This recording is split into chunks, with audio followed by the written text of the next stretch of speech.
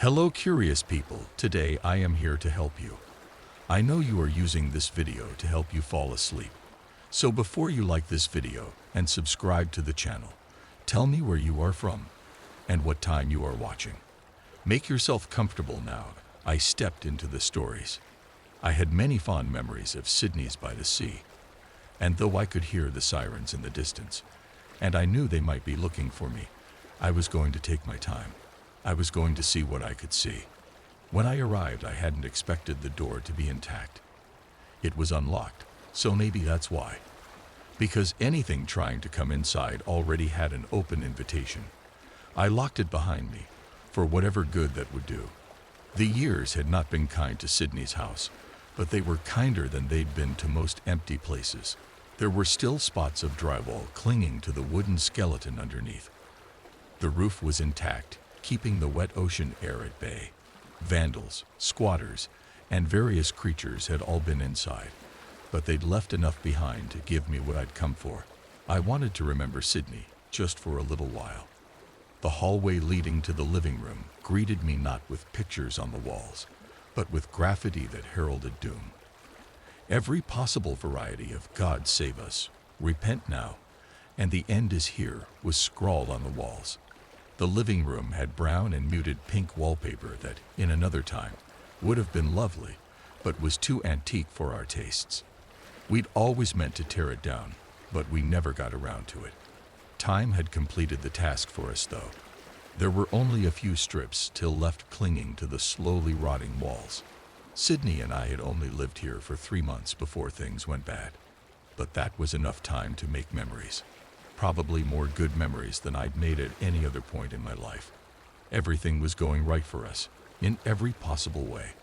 We were finally doing what we wanted with our lives, deeply in love, and on the cusp of fame on top of it all.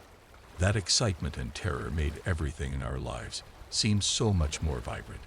The living room had only been half ransacked. There hadn't been much of value for anyone to take. Well, nothing that had value anymore. The shelves by our smashed TV still held a handful of movies and CDs, but the books were mostly gone. As I started rifling through them, I caught the scent of sea air.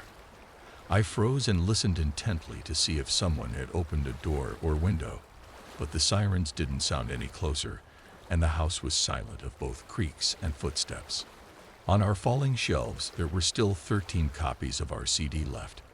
We'd gotten a whole box for family and friends, more than we could use, even with our rapidly growing social circle.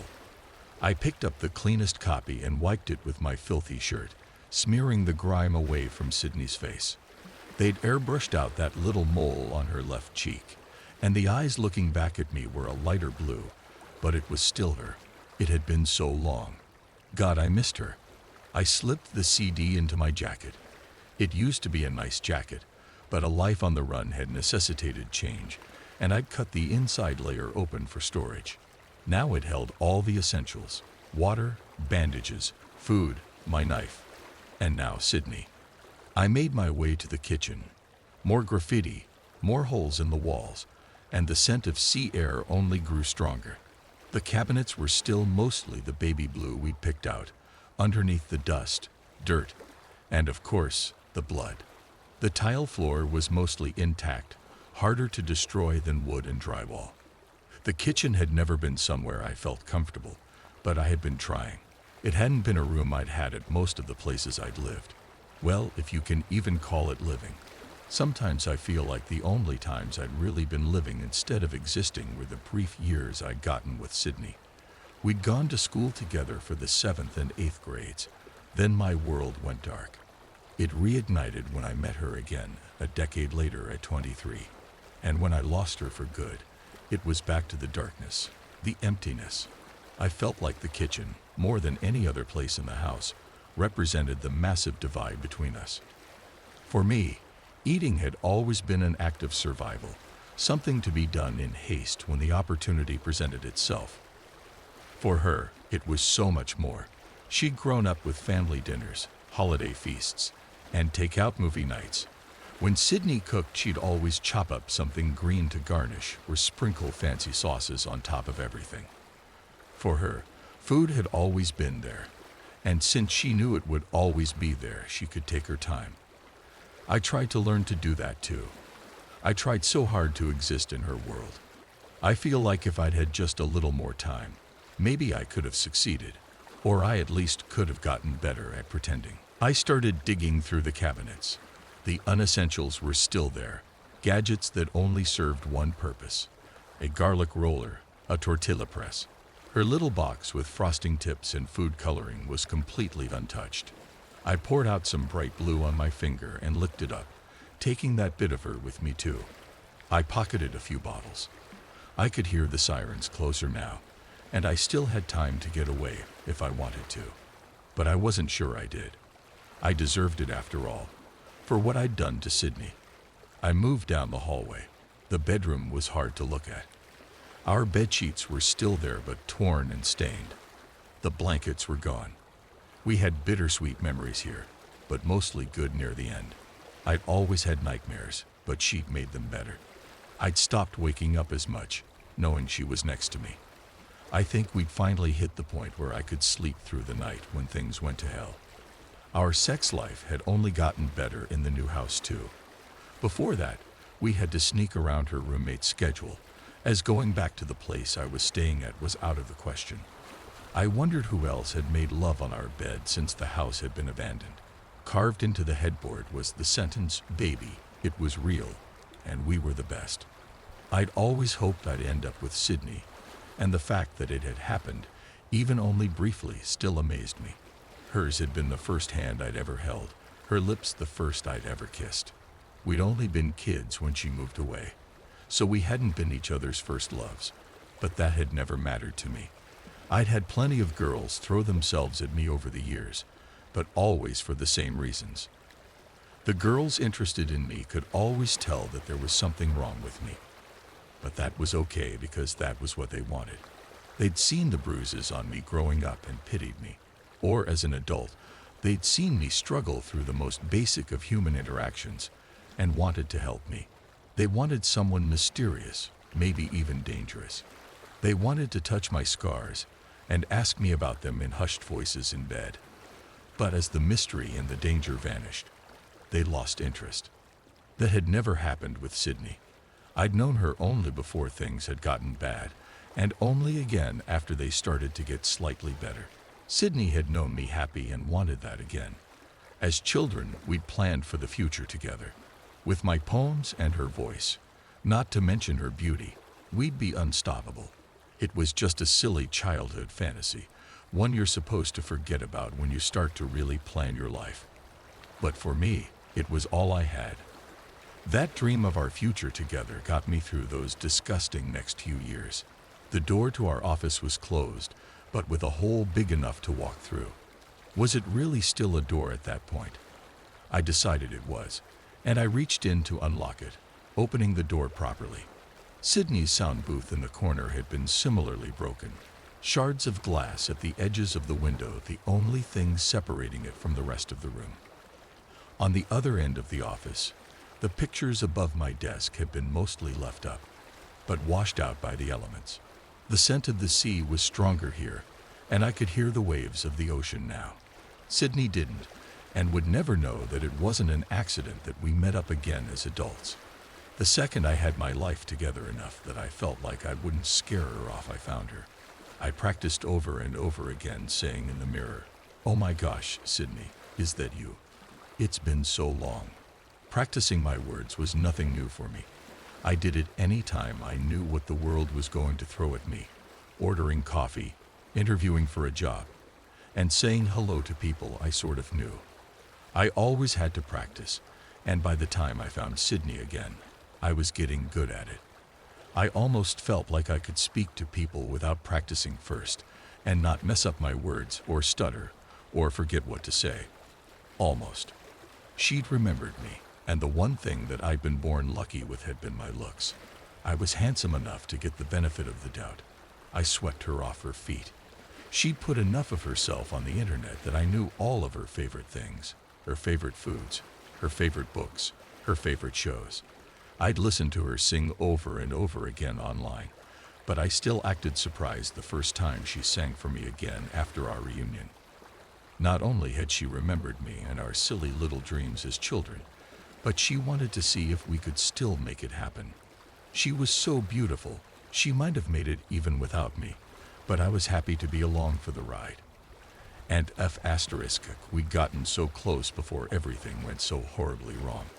We were hitting the point in our lives where our biggest worries had been how to stay humble, and where we wanted to go on our next vacation. At least one of Sydney's fans had walked through the house after it was left to rot. Near my desk, they'd spray painted a heart around the poster of our first EP and wrote underneath it, "I love you, Sydney." I know this place had technically been both of ours, but I'd never been able to think of it that way. This was her house. I could never own something so beautiful. The last room in the house wasn't really a room anymore. It had been our back porch, but the screen was all gone. Only jagged wooden slats remained, and the tile floor, which had stayed almost perfectly intact. I'd spent much of my childhood and young adult life living in forgotten, rotting places, and that was how it always went. The soft and delicate features of a building died first, torn apart and destroyed by animals, people, and the elements. Anything intricate would mold and rot and collapse.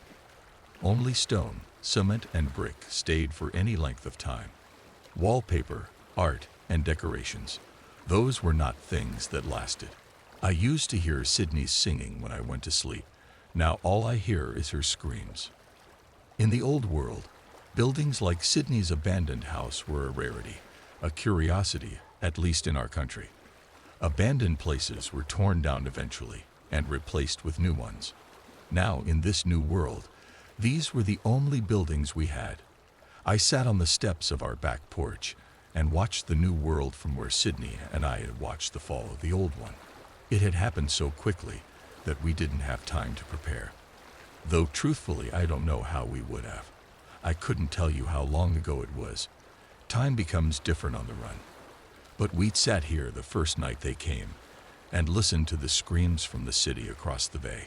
TV was gone. The internet was gone. It was every man for himself within hours, and no one knew what was happening. The first attack came from our neighbor who'd always had eyes for Sydney. We let him in. He was human after all, in a world rapidly being filled with things that were not. But he only wanted to take Sydney for himself, as if she were merely a thing to be possessed in this new world. We didn't have a gun, so I'd killed him with a knife. Truth be told, it was easier killing my fellow man than killing the creatures that came in next, but only because they were stronger. The binoculars we used were still on the ground. I was shocked no one had grabbed them. They were one of the few things we'd had in this house that still had value in this new world. I picked them up and looked out across the bay at the city's new inhabitants. Half the skyscrapers had burned down, and curled across the top of one was a sleeping dragon. Something purple with a dozen legs was crawling out of another building, looking for survivors with each window it punctured. On the ground below, a giant with one eye sparred with a unicorn, or maybe they were playing. I hadn't yet seen the creatures turn on each other, but perhaps they would when they ran out of us. On the beach closest to the bay, a pack of centaurs kicked around a human head, laughing and whinnying as they ran. If I was close enough to hear them, they could probably smell me, but that was fine. I was done running. When the world ended, we'd only made it out because our boat had enough fuel to get us to the forest down the coast. We survived in those woods for 9 months. In the time it takes to grow a new life, we clung to this old one. I remembered those months more vividly than any other time. We were always on the brink of death, but I'd had Sydney all to myself. The creatures stayed in the cities at first. There were so many different kinds, but what united them all was a taste for human flesh and a determination to wipe us out. They started finding us exponentially more as time went on, and they ran out of easy prey. I tried to teach Sydney to kill, but she never took to it, even with our lives on the line. I knew she was a lost cause when she wouldn't even spear a mermaid I caught for her in a net. It was such an easy kill. She still ate the meat though, surviving but not wanting to see how. During those 9 months, I started to wonder if I'd ever really loved her, or if I just loved the idea of her, the things she could give me, and the life I could have with her. Her smile, her laugh, her spark, all vanished as time went on. I wonder if maybe everyone becomes that way given enough stress. If we're all just empty husks without our possessions, our houses, our food. Maybe that's why I'm so good at surviving here.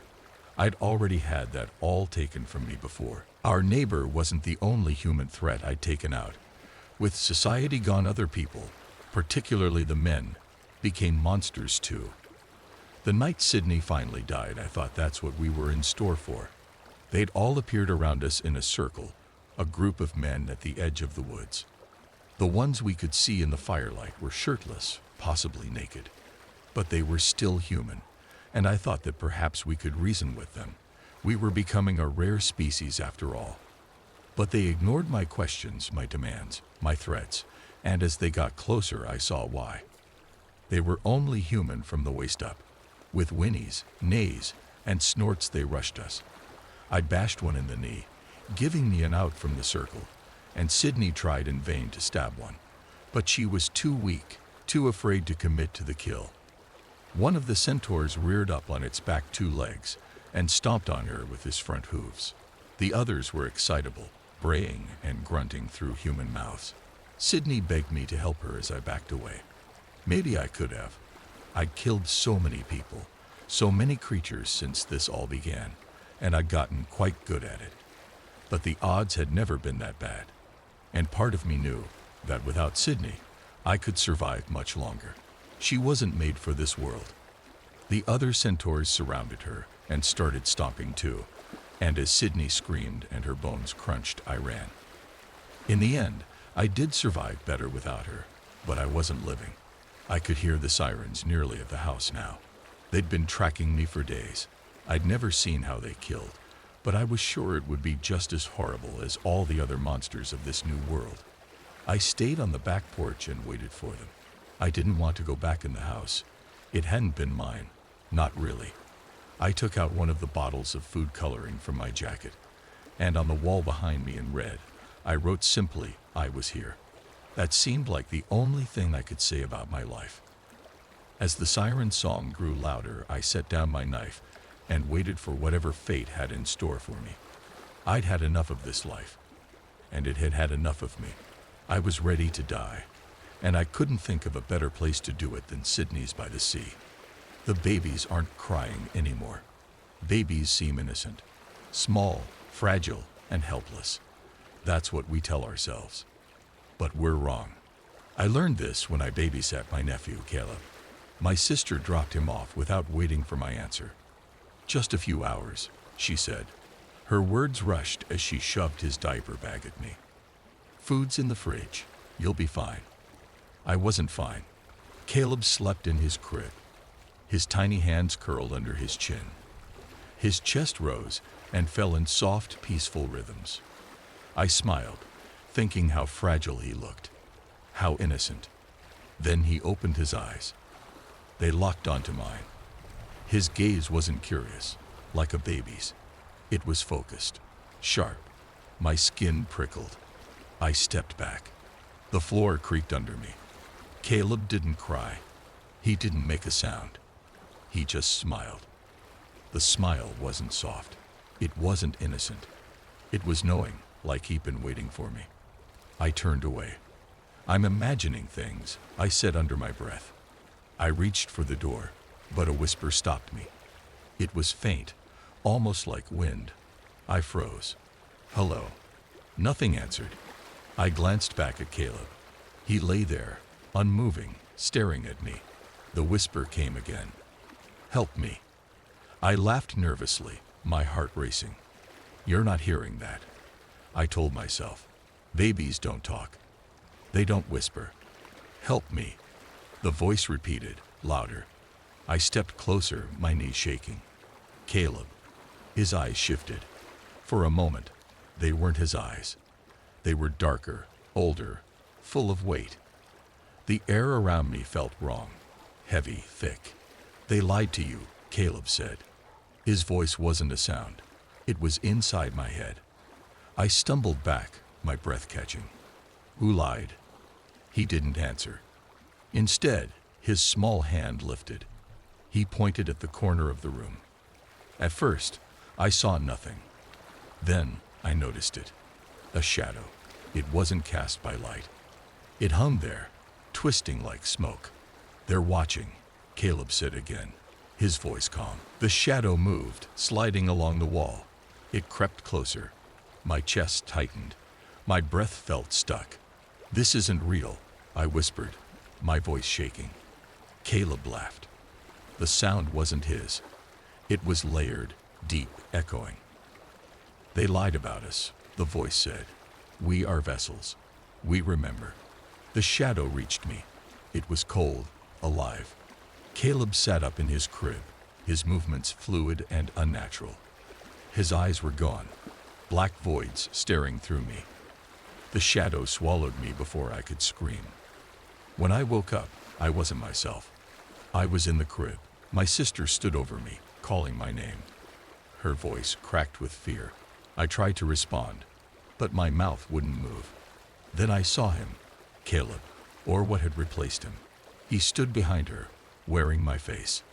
That was weeks ago. Now I noticed things I didn't before. Babies in strollers don't cry. They don't laugh or babble. They just sit, watching. Parents whisper in groups at the park. They glance over their shoulders, their faces pale. The playgrounds are empty. The babies sit together on the grass, silent and still. When I walk by, their eyes follow me. Caleb wasn't the only one. I see the truth now. They're not helpless. They're not innocent. They're waiting. And when they stop waiting, we won't be ready. This town is starting to scare me. Please tell me I'm crazy. I wasn't sure whether I wanted to post this on here. I have a tendency to overthink things, so there's honestly a good chance that this story is only scary in my head. I don't really have anyone else to talk to about it, though, so I figured, why not? Everyone seems really helpful on here, so I thought I would just give it a shot and just see what people say. I-23F just moved to a new town. I'm not gonna tell you where, obviously, but it's a small, quiet southern town that you would miss if you blinked while driving on the highway. The only thing that even alludes to its existence is a small sign bearing the town's name. Since moving here a couple of weeks ago, I've started to notice some odd things about the place, and it's started to creep me out to the point where I get scared to take the trash out. It's just been a bunch of random things so far, but I can't stop thinking about them. This town is small, painfully small. There's only a handful of buildings that make up the downtown area, and only half of those buildings have functional businesses inside of them. All of the buildings look like they're being held together by a thread. You'd think this town was abandoned if it weren't for the few cars sprinkled throughout. At the end of the main street where I live is the town hall, and it's a massive building. It towers over the surrounding buildings and has a clock that shines intensely at night. I can see it from my living room window. I never see anyone in those buildings. Honestly, I barely see anyone on this street at all. The only people I see are my neighbors whenever we leave our apartments for work or to take out the trash at the same time or something. I don't see people walking up or down the street. I see no shoppers, no tourists, no bored small-town teens looking for entertainment or even homeless people. I hear them, though. Every day, I hear people laughing, yelling, and talking out there. Sometimes, I try to rush outside and catch them, but I always miss them. So far, the only two people I've spoken to that actually live here are the property manager of my building and my landlord. I've only ever spoken to my landlord through email or text, so the only person I've spoken to in person is the property manager. She's this little old lady who likes to talk a lot. The first day we met, she went on and on about her life here, her relatives from here, both living and dead, her recently deceased dog, her medical issues, etc. I wasn't too bothered by this, because I work with a lot of old people at my job. I know they love to talk. So I just let her ramble on while I explored the apartment, occasionally disrupting her stories with simple questions. We had just wrapped up examining the living room, as well as a riveting tale about a recent scare at the urologist, when something changed. "So, You're a long way from home, ain't ya? Her voice sent a slow chill up my spine, trailing up my neck and onto the back of my skull. My scalp tightened as the chill morphed into an icy grip on my hair. My head slowly turned to face her, and I could see that her body had changed. Before, this woman was shriveled and curled and airheaded. Now her body seemed more alert, more awake. She was standing straight up, and for the first time, she was making true, unbroken eye contact with me. She was fixed on me so intensely that I could almost feel which one of my eyes she was looking at. The chill she gave me spread, causing my knees to lock. I couldn't tear myself from her gaze. She was looking at me too hard, like she was trying to find something in me. As I struggled to force out a response, it felt like the question was worming its way around my head, like it was trying to consume the answer before I got to it. Every limb, every organ, every pore on this woman was somehow fixed on me, waiting for my response. I started to choke out that I was only moving here to get closer to my new job, and that I wasn't planning on staying. Aw, that's too bad. Lord knows we could always use more people around. She was quick, almost devouring my words, and spitting out its remains as an answer. Just as quickly as she had ended her response, she had thrown another question at me, this one just as invasive as the last. She would continue to interrogate me like this until I finished looking around the apartment. I couldn't even focus on the place with her questions continuing to jab and prod at me. It was only until I managed to get us both out of the apartment and back onto the street that she stopped, returning to the airheaded old woman I had first been accustomed to. She cooed that she hoped to hear more from me soon and made her way back to her car, humming along to the music. I was only able to shake off the fear and relax my joints once I had shoved myself into my car. The droning music that was blasting outside finally convinced me to drive away. That's the last thing about this place. The speakers. The main street is lined with lights, and each one has an ancient-looking speaker attached to it. They're all tuned in to this local Christian radio station that plays all day and all night. They don't all play at once, and the speaker that is actually playing the music changes throughout the day. They all play loud, though. My apartment is in the back of the building, but sometimes, if I focus hard enough, I can hear the muffled voice of the station's host. I'm aware that none of this is connected, and that all of this is probably just some small-town bullshit, but seeing someone, even if it's just a stranger on the internet, confirm or deny it helps a ton. I'm starting to lose sleep over all of this. It feels like they're getting louder each day, but I can't catch them.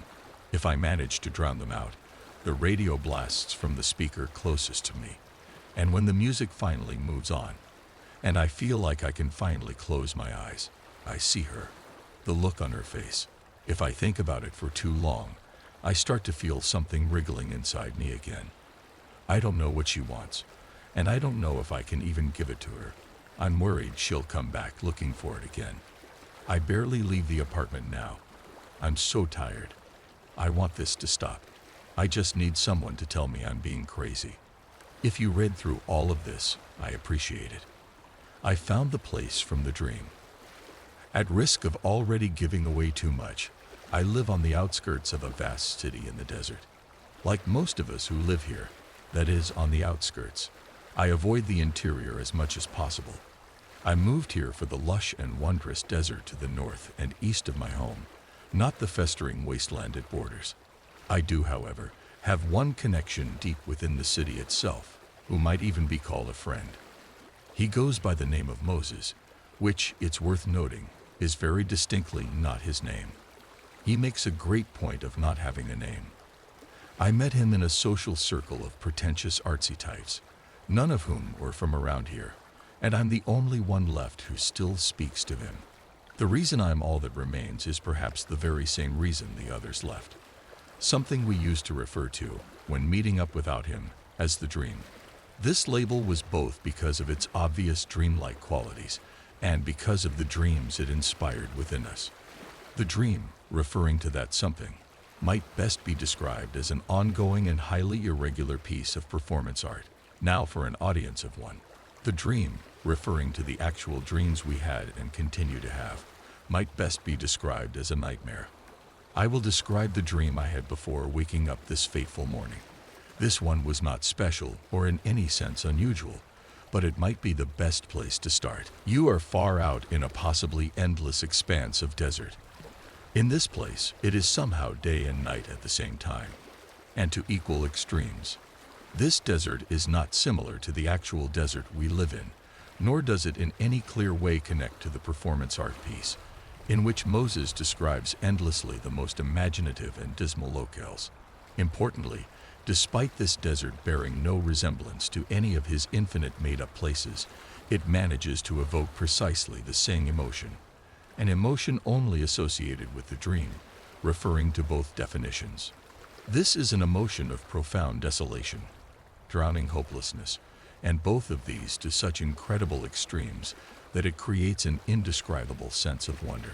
This desert you're in, barren and empty and appallingly featureless, in absurd contrast to the lush desert on the edge of town, is more wondrous than any place you've ever experienced, and suffocating in its fantastic bleakness, its outright hostility toward meaning.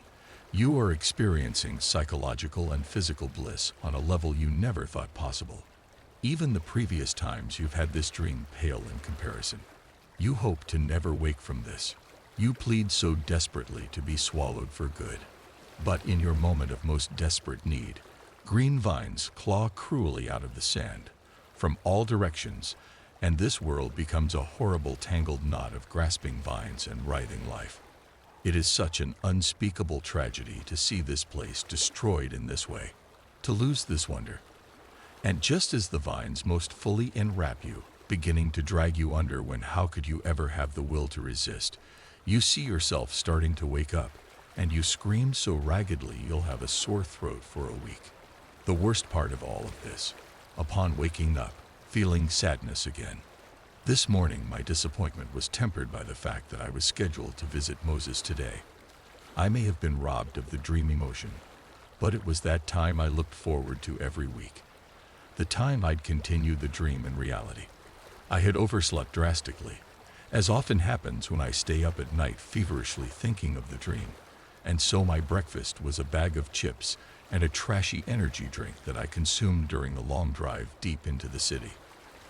As this city is a tangled knot of narrow streets, much like the vines in the dream, and traffic is unpredictable to an almost demented extent, I always use the navigation app on my cell phone, the very phone I typed this on, to get me from safety to Moses and back. This afternoon, I'm done pretending I woke up in the morning. My cursed phone was guiding me on one of its usual meandering routes through the city. The route stayed at first not far from the northern edge, and so the houses were mostly in one piece, and there was room to walk between them. I was pleased with this route, apparently only a 40-minute drive from point A to point B. It was around the 20-minute mark when I came upon a horrible accident.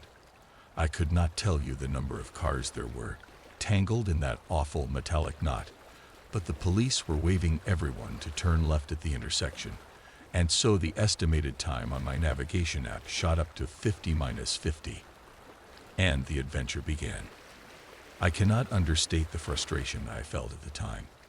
I have always lived my life in a constant state of stress and paranoia, which has only escalated in recent years, and the misery that caused became unbearable in moments like this, moments when my plan was mercilessly shredded by forces beyond my control. The despair from first waking up returned, and I admit I was crying and screaming as I drove. This was, of course, until I found it. The first sign was the profound change in atmosphere, as the houses around me grew ever more decayed, twisting deeper into the city. I had reached a seemingly endless stretch of town in which all of the houses were of a single story, made in the most amateurish-looking adobe style, visibly not built with adobe, and you could not fit a person in between them. As this new artistic direction of the city continued to escalate, a certain emotion came upon me. Soon this part of town revealed itself to have genuinely stunning mountains. I was shocked.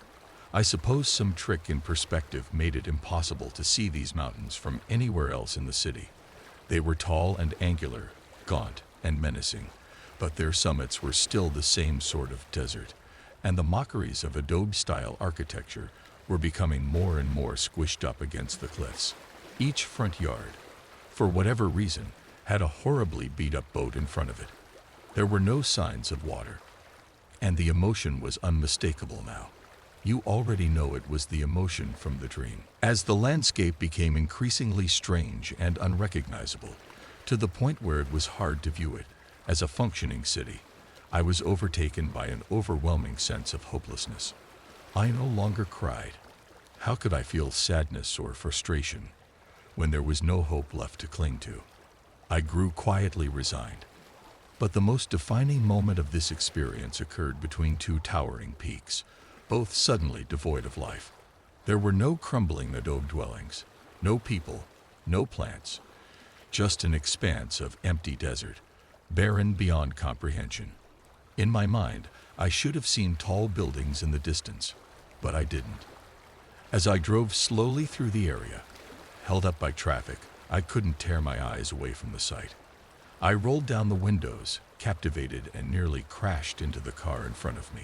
Before I could truly take it in, I had passed the gap in the mountains and found myself back among the same familiar houses, people, and plants, returning to the ordinary reality from what felt like a dream. Yet, I had found what I was looking for. With steely resolve, I followed the path on my phone, determined to reach my guide. I needed to show him my discovery, the profound truth I had uncovered. He had to know he was right all along, and those who doubted him did not deserve the revelation that had come to light. But as I drove further, the emotions began to fade. When I arrived at his modest dwelling, he greeted me with a simple welcome. "I'm sorry for being late," I said. "There's no such thing," he replied, already turning to enter. I followed him inside.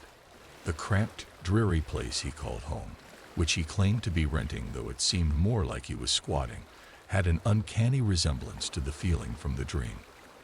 Whether it was due to some inherent quality or mere association, leaving this place felt almost impossible, no matter how trying the company of Moses might be. The two small rooms, both dimly lit by a few flickering light bulbs, made it difficult to make out faces. The bulbs hung in a way that gave off an eerie, puppet-like feel to the room's atmosphere. I knew it was time to explain the dream, or at least my interpretation of it. What I hadn't mentioned before was the small, claustrophobic closet tucked away in the second room. He always led us there, this time just me, to what he called the fun house. As I followed him through the maze of clutter, he remained silent, as always. There were two types of things Moses would typically say. First, a simple welcome, followed by an empty comment, and second, something deeply disorienting, like the words that filled the air now.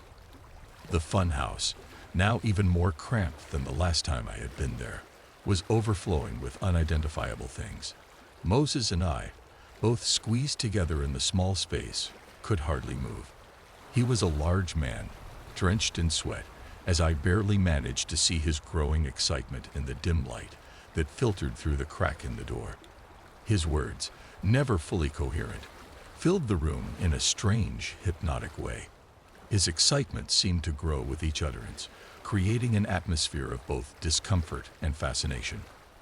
Though I couldn't fully grasp the meaning, I could sense something powerful in his fervent expressions. They filled the small space, almost consuming us both with their intensity. As always, Moses' performance reached its peak in an overwhelming rush of energy, leaving us both breathless and uncertain of what had just transpired. "Come into me. Come into us. Claw our strings, our entrails. Claw us, tear us, eat us inside out, eat us full, inside, the strings, into us, yes, yes." And abruptly he would collapse, both of us drowned in his horrible sweat and his wondrous gift. But today, the emotion of the dream, which I was now so utterly filled with, told me something crucial. Because today, I found the place from the dream, and I suddenly needed it all to myself. So, I started awkwardly while we squirmed out of his funhouse. Would you happen to know of an interesting part of town a bit to the west of here, deeper in the city? Do you? No. He said this very sternly, still gasping for breath. I pressed. Are you sure? Maybe where the people all own boats. And the mountains. No. He was like usual, rather urgently guiding me out of his hovel. It was dark enough that I could not see the strings from which the light bulbs hung. Perhaps it was because of his oddly stern responses that I paid unusually close attention. The light bulbs above, dim and dour, had eyeballs inside of them. I tried to stop myself from betraying that I had noticed them. Too late. Moses shoved me against the wall and held me there. They found it. It was not for them. You didn't find it, did you? I tried so desperately to not make any facial expression of any kind. It is for me, no one else. Mine. Blood splashed across the wall. He was gurgling again, life gushing from the slit in his neck. That utility knife. Did I bring it from my car? Was it his? It's his now, undeniably, lodged in his skull like that. I did it in self-defense. That's what it was. That's how it happened. Self-defense. I need to keep the place from the drain to myself. It is mine. Yet on the drive back to that desolate, beautiful place, why did I keep seeing him? After I cut him all up like that. After I made such wondrous art of him, just as I discovered he had done to the others, all throughout his hovel and the funhouse and the ceiling, they're in plain sight just waiting for my flashlight. And now that he's art among them, how do I still see him? Still feel him? Still my mind loops. All mine. All mine. All for me and no one else. All to myself. But hard as I looked, all night, the night so long, the sun's glow coming upon us, hard as I looked, why can I not find it? It's all mine. All to myself. Why can't I find it? I'm followed by him, stuck with him. I can't stop feeling him. The vine's coming upon us. Why can't I find it? And I type this, dejected, in that same part of town, drowning in the inescapable dawning understanding. Horrible, wondrous comprehension. These thoughts are not mine. And of the drowning hopelessness that haunts me now. It's not blissful. It's not wondrous. It is not in any way sublime. It is only sad. Himalayas. I'm not gonna sugarcoat this with a drawn-out intro before I start. This is some serious life and death shit, and I don't know how much longer I have, so I'll get to it. My name's Larson McCoy, and I needed a vacation. Somewhere far away from the States. I mean, out of all the grand 52 states, I got stuck in suburban Missouri. So when a coworker got me an all-inclusive Himalayan hiking pass, I was practically jumping out of my skin to get on a plane. It was good for 4 days, January 18 to 22. I only had 2 days to get ready, but they felt like 2 hours with all my energy. On the day of my departure flight, I got an overwhelming sense of dread.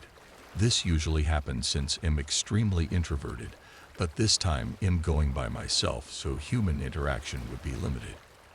But the more I gathered my things and got closer to leaving for the airport, the deeper and heavier the pit in my stomach got. I wasn't gonna let my stupid fear of being socially active ruin it for me this time. I closed my eyes, took a deep breath, and pushed myself out the door. I wish I stayed home.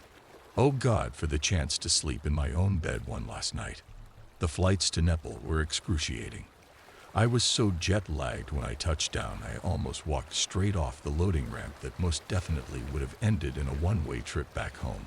I grabbed all my luggage from the carousel and walked outside, where I took an airport tram straight to the resort. It wasn't your typical glamorous resort, though. It looked almost ancient. I hate to make the comparison, but it gave me borderline Shanghai La Zombies map vibes. There was only one attendant, and he looked as old as the main resort building. This place is kinda old for an all-inclusive resort experience, I said jokingly. He just looked at me confused with an eyebrow half raised. English? I said extremely awkwardly. He lowered his eyebrow, and a look of realization covered his face. "Small English," the man said to me with a confident smile. In that moment, I realized I hadn't prepared for the language barrier at all, and the same sense of dread filled my stomach again. "Is this the resort? I don't see any rooms," I said. It just came to me that I hadn't seen a single suite, or in that case, inhabitant at all. The place was completely dead. "You have pass," the old man said with a hint of concern. I reached into my backpack side pocket, pulled the pass out, and handed it to him.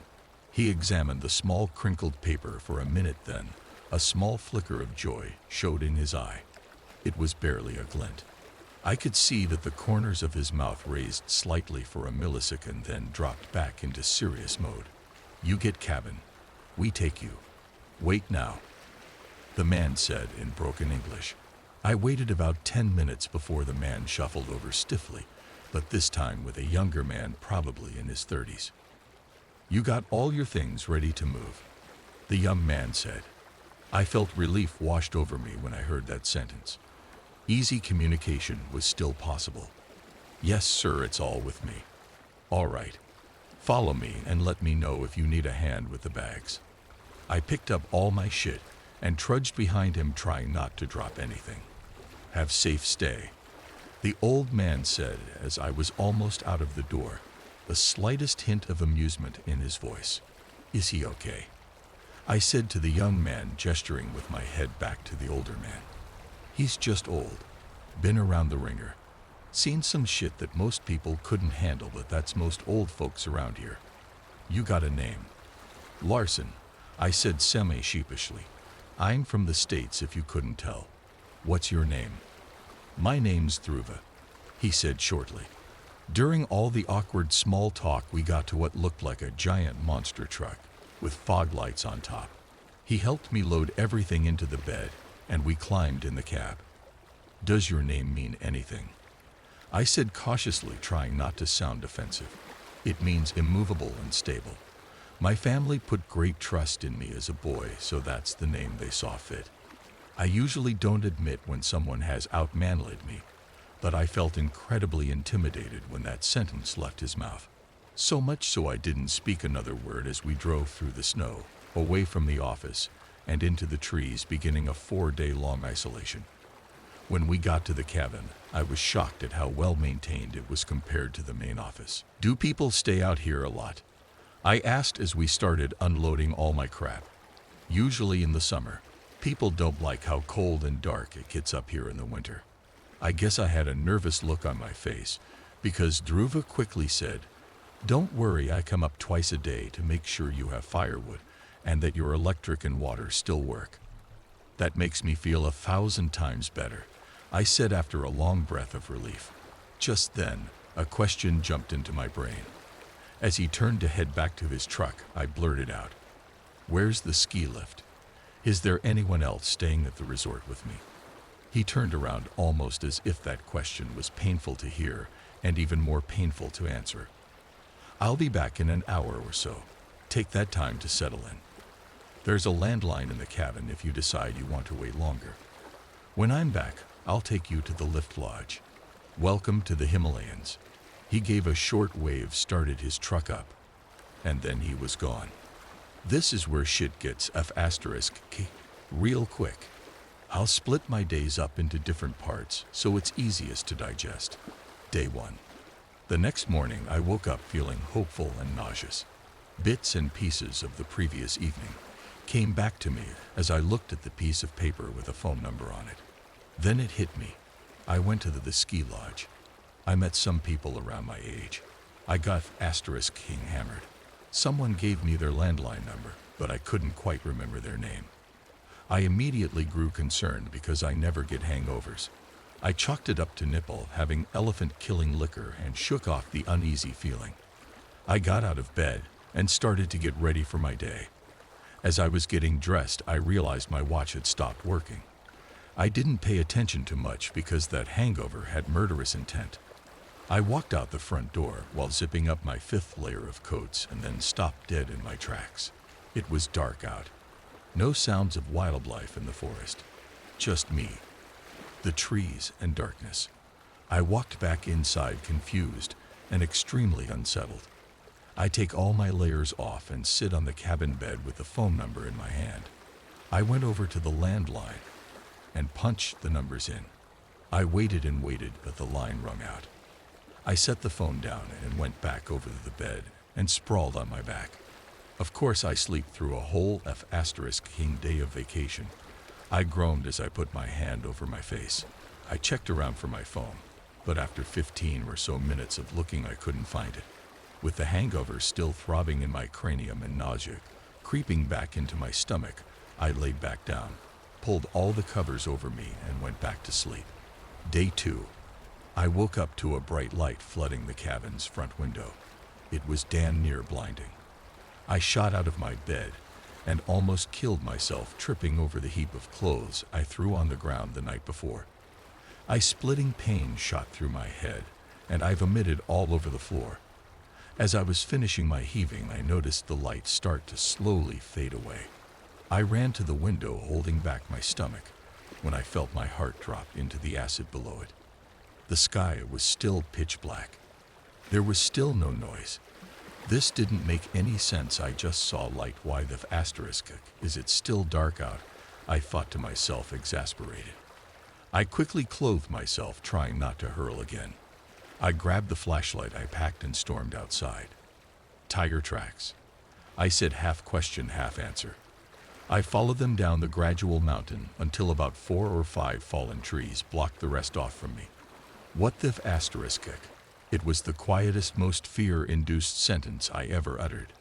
These trees were about 30 feet tall and at least 8 feet thick.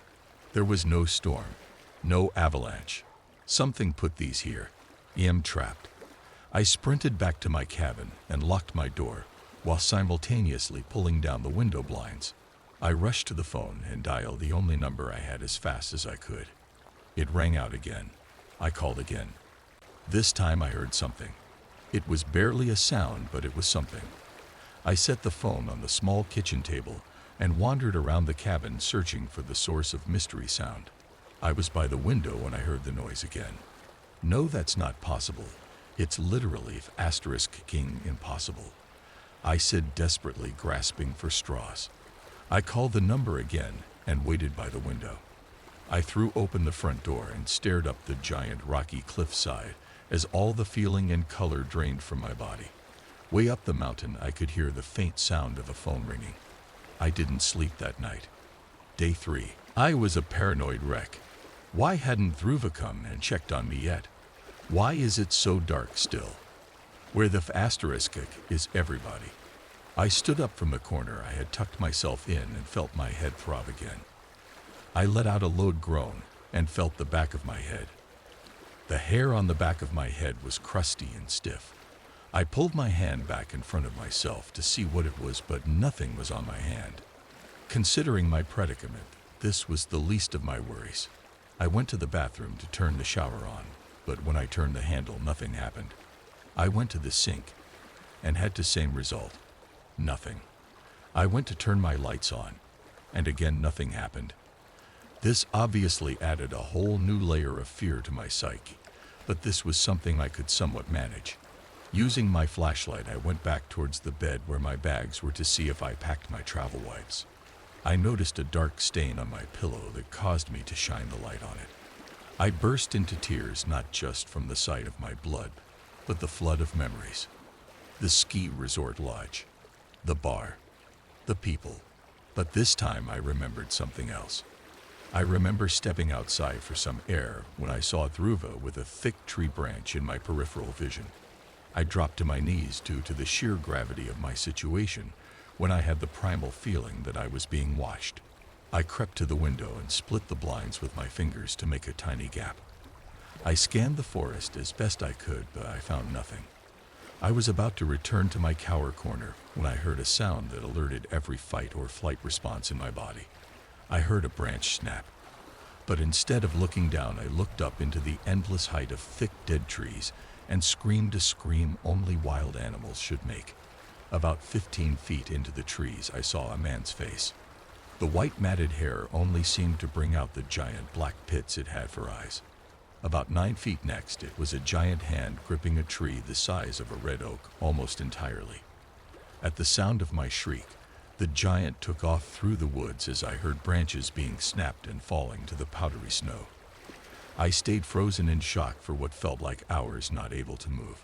Fear, pity, sadness, anger, and every other negative emotion filled my brain, all at once overloading me into uncontrollable sobs.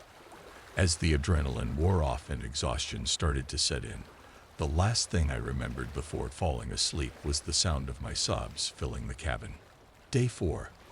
I woke up to a sound that almost made me explode with joy. Birds chirping. I jolted up to see that the sun had finally stopped hiding from me. I threw open the door, not even caring about my clothes, and stood on the front porch. Something felt off, though. The mountain seemed closer than before. I could give less of a asterisk. Get me the hell out of here, I said to myself, gathering my things as quickly as I could. Then I stopped packing and remembered the trees in the road. I tore open the door and rushed to the part of the blocked-off road and started in horror. It's not a blockade anymore. It's a wall of twisted and dead wood rising taller than any natural-made blockade. I walked briskly back to the cabin with wide eyes, constantly scanning the trees where I saw that giant, horrible face. I didn't know if seeing it would make me feel better or worse. I'd know at least I wasn't going crazy. When I got back to the cabin, I stopped. The door was open. I looked to the ground and shoved my hand in the snow and dug around until I found a decent-shaped defense rock. I cautiously stepped into the cabin, where I saw nothing out of the ordinary except a piece of paper with a phone number on it. It was different this time, though. The area code wasn't even the same. I dialed the number and listened while it rang. Finally, someone picked up. "Hello. Please, can you help me? Something is sov asterisk kit here," I basically shouted at the phone.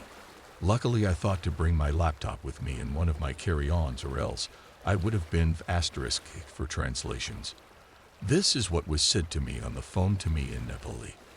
"With this, I grant you your prize, old one. The wait is over. You may consume." Short pause. "I hope you enjoyed your stay at the Himalayas." In perfect English. Then the line went dead. I had to remember all of that and type it into a computer based on visuals, so I'm sorry if that translation is terrible, but it was the best I could do. Deciding to put one last effort into finding at least the smallest of clues to what is going on in these barren woods, I decided to walk around the cabin and get a decent idea of what the perimeter is like. What I found almost killed me on the spot. The plumbing was ripped from the ground, and all the electrical was split and frayed. But someone didn't dig them up. They were pulled apart. Something was moving this *King cabin while I was in it. I go back inside and immediately call the number again. This time I heard the ringing from the mountain. I sprinted to the side of the mountain when I tripped and almost snapped my ankle. I sat there in the cold, soft snow as I felt my pants and legs start to feel wet and warm, the snow around me turning a pastel yellow. I tripped and fell into a giant footprint in the snow.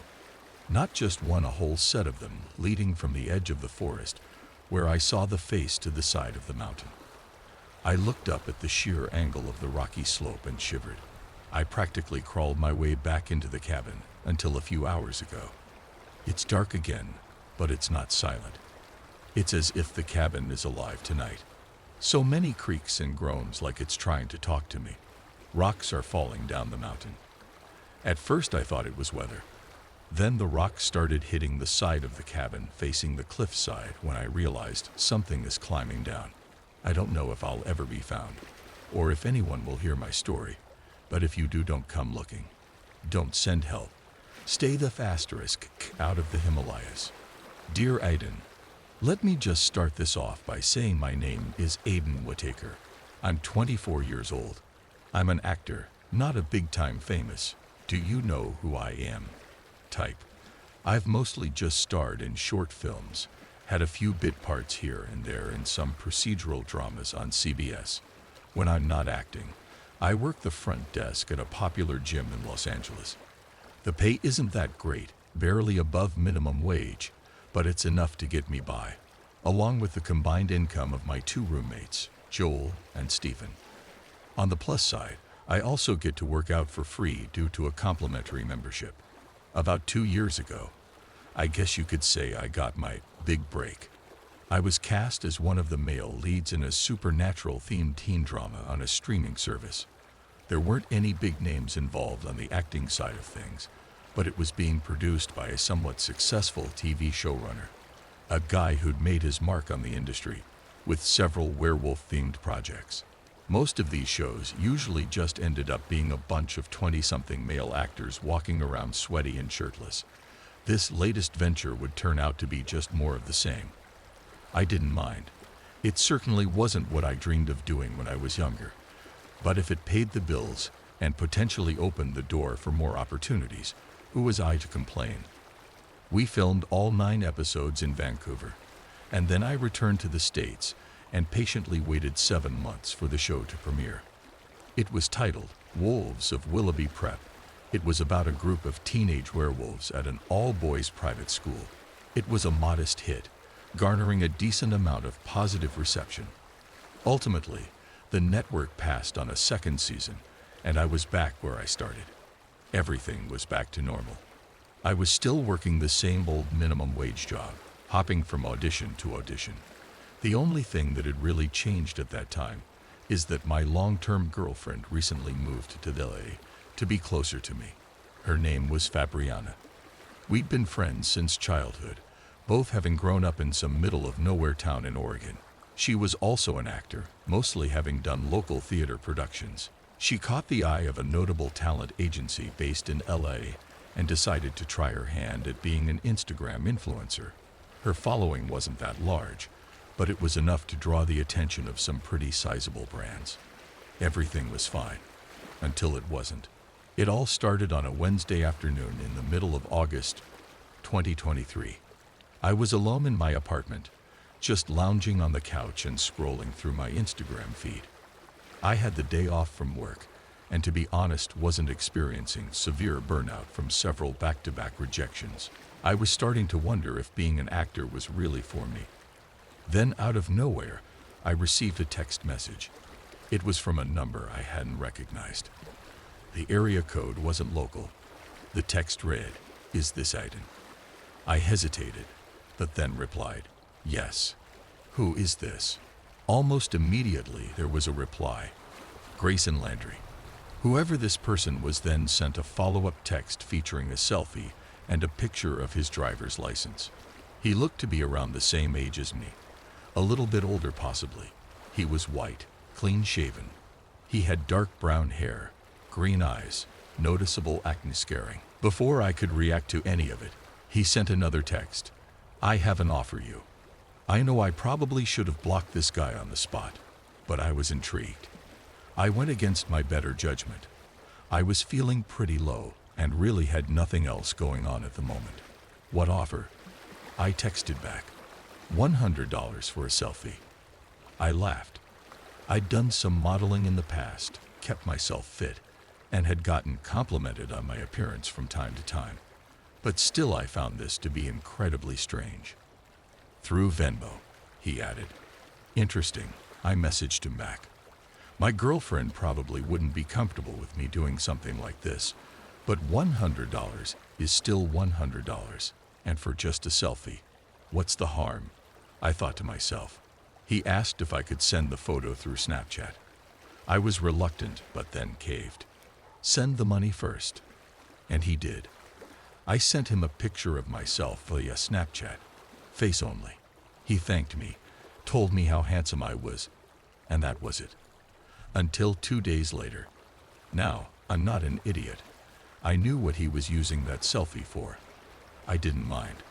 I spent most of my life around gay people in some capacity. My uncle is gay, as are a good bit of the people I worked with in LA. He messaged me again that Friday morning, asking me if I'd be willing to get a little bit more risk.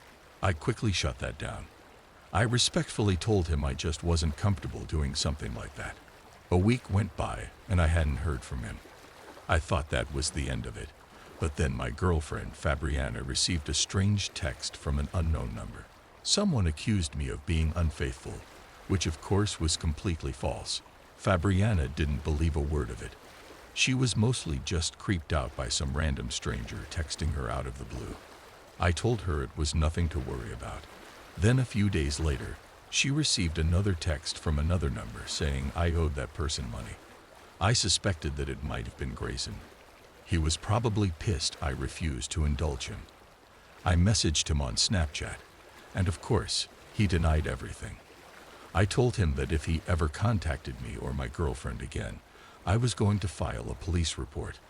I blocked his number, as well as any possible social media platform he could reach me on. In the coming weeks, I received a barrage of texts from various numbers. Some were apologetic, others were vengeful. He was completely unpredictable. Then in late October, he sent another text telling me, "I'm sorry for everything. I just wanted to make things right. My life is in shambles. I didn't know how to fix it, but I think I do now." It didn't seem like anything too concerning at the time, nothing ominous or foreboding. I just brushed it off, blocking yet another one of his burner numbers. A week later, my girlfriend called me and told me to look up Grayson Landry online. I did, and what I saw gave me chills. Man, 28, MEMURDRs, entire FAMILA. It took me a while to process what had happened. The next day, I received a call from my agent telling me that I'd be contacted by some small-town Louisiana sheriff later that day. I was confused because what had happened had nothing to do with me. The sheriff called me around 4:30 that afternoon. He had a French-sounding last name, Langlanais, I believe. He told me that they'd found various headshots of my face plastered all over Grayson's bedroom. He'd confessed to murdering his younger sister and brother, both late teens, and his mother. He'd shot them all with a hunting rifle. He told the sheriff that I inspired him to commit the horrific acts. I adamantly denied having anything to do with the murders and told Sheriff Langlanais all about the harassment and cyberstalking. I sent him all the evidence I had, screenshots of texts, emails, everything. A few days later, a homicide detective came to speak with me in person. After several hours of talking, they'd eventually cleared me of any involvement. Grayson pleaded guilty to the murders and was sentenced to life in prison. He'd call me on occasion. I ended up changing my phone number. Life went back to normal. I was still somewhat shaken up, though, by the whole ordeal. Apparently, he'd written a letter to me shortly before the murders, offering some kind of twisted justification for his actions.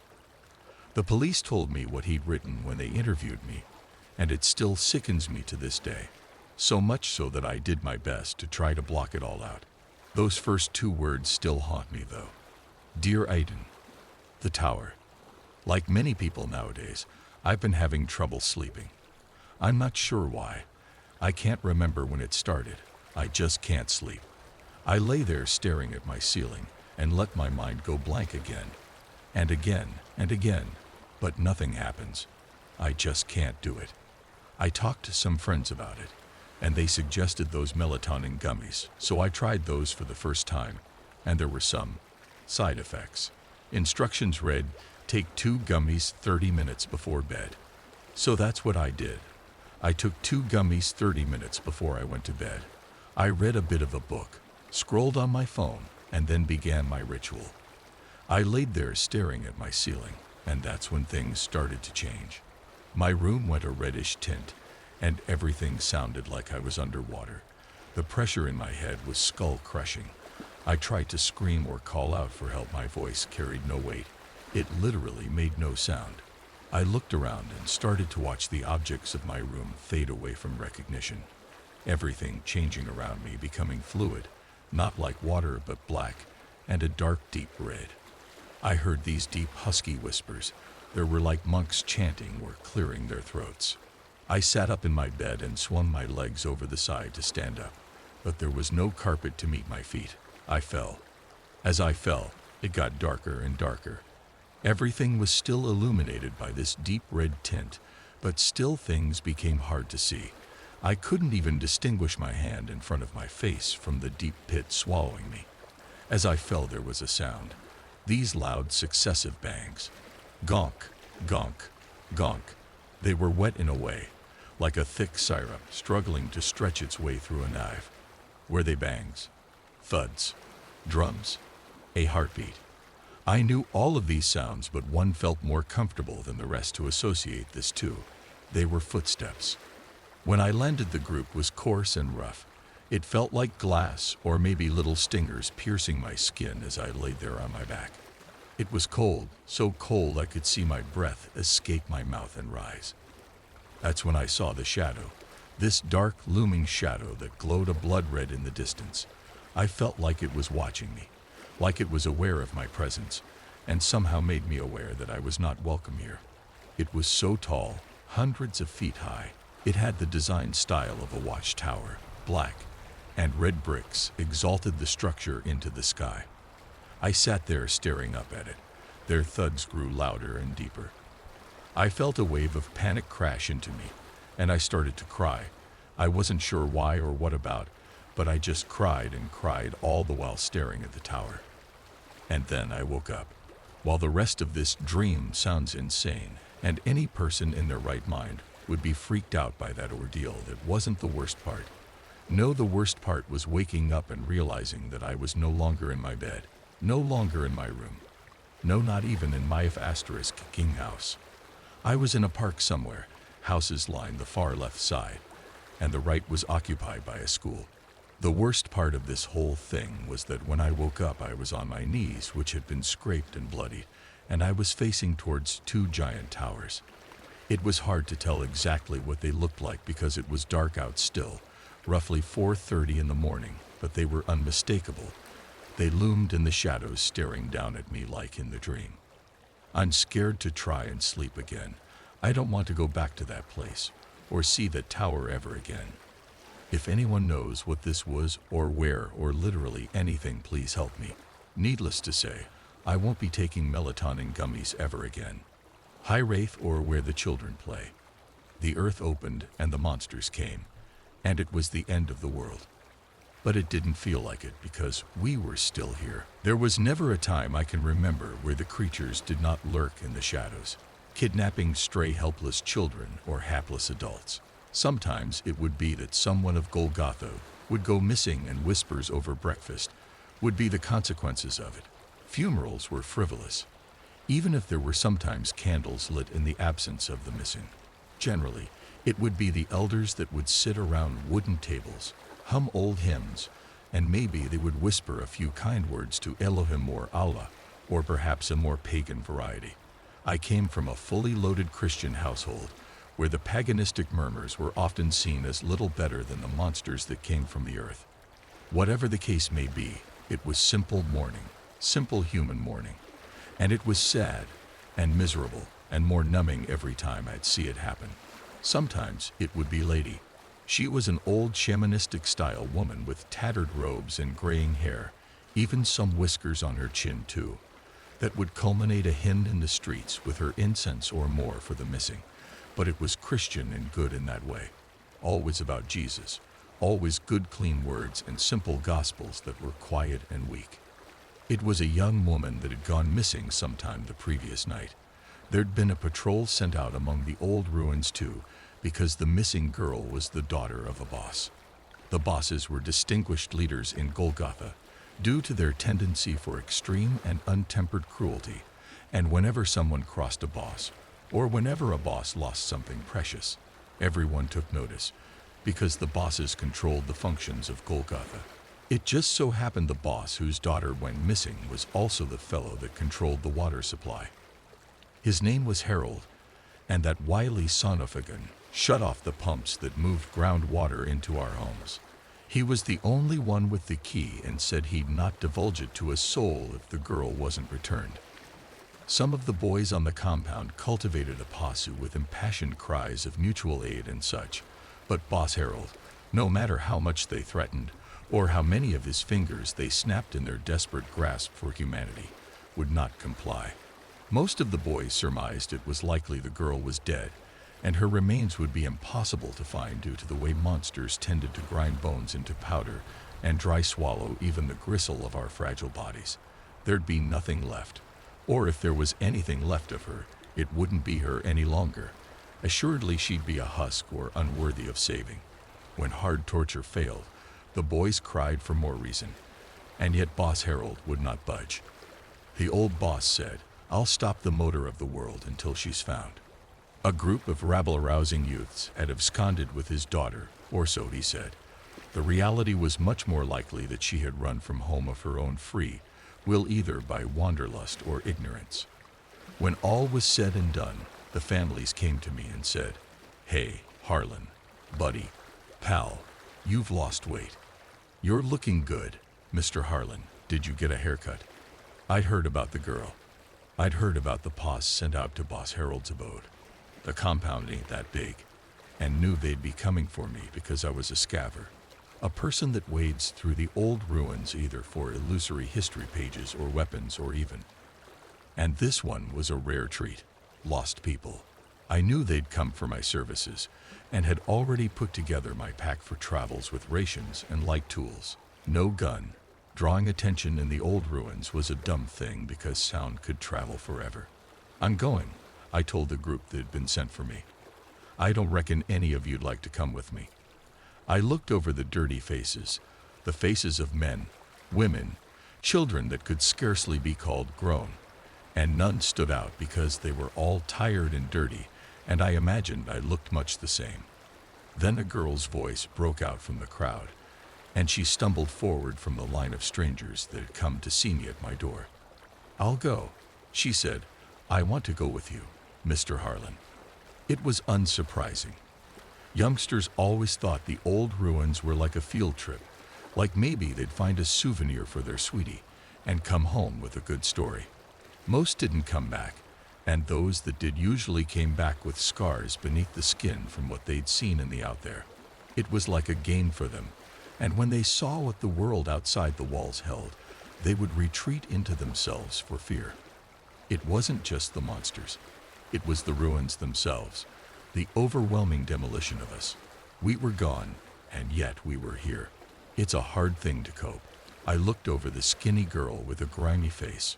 She couldn't have been older than 16. Her hair was cropped very short, and I could see no immediate deformities that might slow my travels, so I asked, "What did your parents say?" Without flinching, the girl shouldered her pack straps with her thumbs and almost cheerily answered, "They're dead, sir." "Don't call me sir." I stepped nearer her, looked over her face, and saw perhaps a will I'd not seen in some time. Maybe she would be more of a help than a hindrance.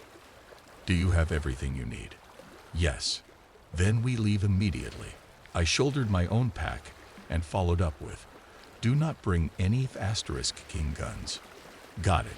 No *King guns." Her tone was sarcastic, but not unserious. It was the best I could hope for, and besides, it was always better whenever I traveled with someone else. We took off from my small hidey hole and moved through the narrow stretches of street. Tall metal and concrete stood on either of our sides, mostly housing and hydroponics, with a few spots with stools where a person could stop in for a drink of cool water. Although a few of the bosses had toyed with the idea of expanding the hydroponics so that we might produce corn whiskey in bulk, this was scrapped when the math was done. The space was insufficient for such luxuries, but this did not stop some from fermenting small berries in batches when no one else was paying attention. Wine was incredibly rare, had a moldy taste to it, but was sweet and a further reminder of maybe why we held on. I liked wine pretty good, but sometimes I'd find an old bottle in the ruins or get a jug of liquor from one of the far settlements, and that's what I really cherished. "You ever been out of town?" I asked her. "No." "Don't act a hero. Don't be funny out there. Don't make noise. Don't get in my way. If I tell you something, you do it without questions." First, I heard her footsteps fall slowly, then more quickly before she answered me, as though she had to stop and think about what she was going to do next. Perhaps she was having second thoughts. "Don't try to scare me from the ruins," she said. "I've wanted to go out there for years now, and everyone always says there's old stuff. Our old stuff. Stuff that used to belong to us." "Used to belong to us? What do you mean?" "Humans, or whatever. It used to be ours. It hasn't been ours within my lifetime. Leave it to them, because it's theirs now. If you find some small thing out there that you like, then take it. But otherwise, it ain't home no more. There was no need for me to elaborate on who I meant whenever I said them, because anyone knew exactly who they were. The creatures from beneath the earth, the demons, the monsters. We came to the outer sections of town near the gate, and the walls stood high over our heads, while morning breeze kicked up spirals of sand wisps across the ground. The walls were probably 50 or 60 feet tall, and several yards thick with titanium and concrete and rebar. Along the parapets of our fortifications were patrolmen that watched the horizon and fired at anything that moved with 50 caliber bullets. The men up there, and they were mostly men, the show-off types, wore ballistic weaves, bent and tarnished war helmets of the past, and carried mottled fatigue colors on their bodies like for real militiamen. There hadn't been an attempt on Golgotha from the monsters in days. It was a quiet week. The nearest dirt street spilled into an open square, with sandbag barricades overlooking the gate from atop a small hill. I waved down Maron. Boss Maron wore boots and an old-school cowboy hat with an aluminum star pinned on its forehead center. He swaggered over, "Going out, Mr. Harlan." His mustache caterpillar wiggled, nearly obscuring a toothy grin. I nodded. "It's 'cause Harold, ain't it?" I nodded. "You know that crazy bastard had some of my guards lock up the boys that stormed his home. If you ask me, he deserved whatever pain those fellas brought to him for shutting the pumps off." I idly studied the sidearm holstered on his hip, then looked at the nearby guards by the gate, each with automatic weapons slung across their chests. "You still locked them up, didn't you?" Boss Maron spat in the dirt by his feet and laughed a little dry. "Sure did. Harold's got the key to the water, and I won't be crossing him. Don't want the riffraff questioning bosses." He flapped his hand at the notion, then swaggered away and waved at his guards to open the gate. The one nearest a breaker box on the right-hand side of the gate opened the electrical panel, flipped a switch, then the hydraulics on the gate began to decompress as it unlocked, and rusty gears began to rock across one another to slide the great, tall metal door open. "Try not to lose any fingers or toes while you're out there." Oh, he seemed to take notice of the young girl following me. "Got a new companion.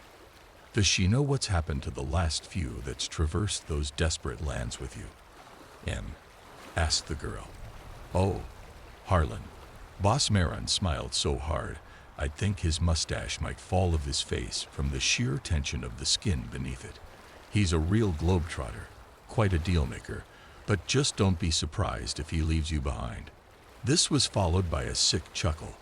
I refused to respond, and merely watched the clockwork gate come to a full open, while the guards on either side prepared to angle their guns at the opening, like they half expected something to come barreling towards them. The doorway was empty, and through the haze of the wasteland, I could scarcely make out the familiar angles of the old ruins far out.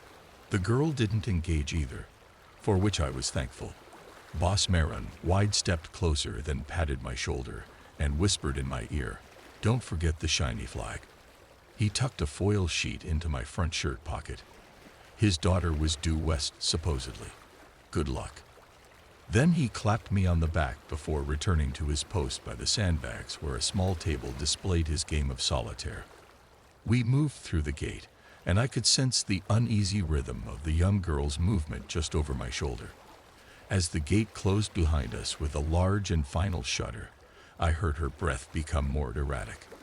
"The air feels thicker out here," she said. "It is sometimes." I tried talking the nerves out of her. "It's hot and cold all at the same time, ain't it? Know what I mean? It's hot devil air, but also you feel chills all over, don't you?" "Yeah." Her pace quickened so that we walked alongside one another. "It's just the nerves. You get used to it. Or you don't get enough time to." What did old Maron mean about other people dying with you? Not many people venture outside the compound, and even fewer go into the ruins. It's all very dangerous. Most don't make it back. That's all he meant. But you do. Make it back, I mean. I sighed. I do, yeah. My name's Aggie, by the way. Sorry I didn't say that before, Mr. Harlan. What did your parents do when they were still around? Dad was a farmer that worked with the hydroponics, and Mom was a general fixer. She liked making clothes when we had the material. Good people, it sounds like. Sometimes, said Aggie. Hey, please don't let me die, all right? The words weren't constructed so much as blurted. They came as a joke, but did not seem like one. Okay. For a mile out in a measured circle, there was open, sandy, flat ground stretching from around the perimeter walls of Golgotha.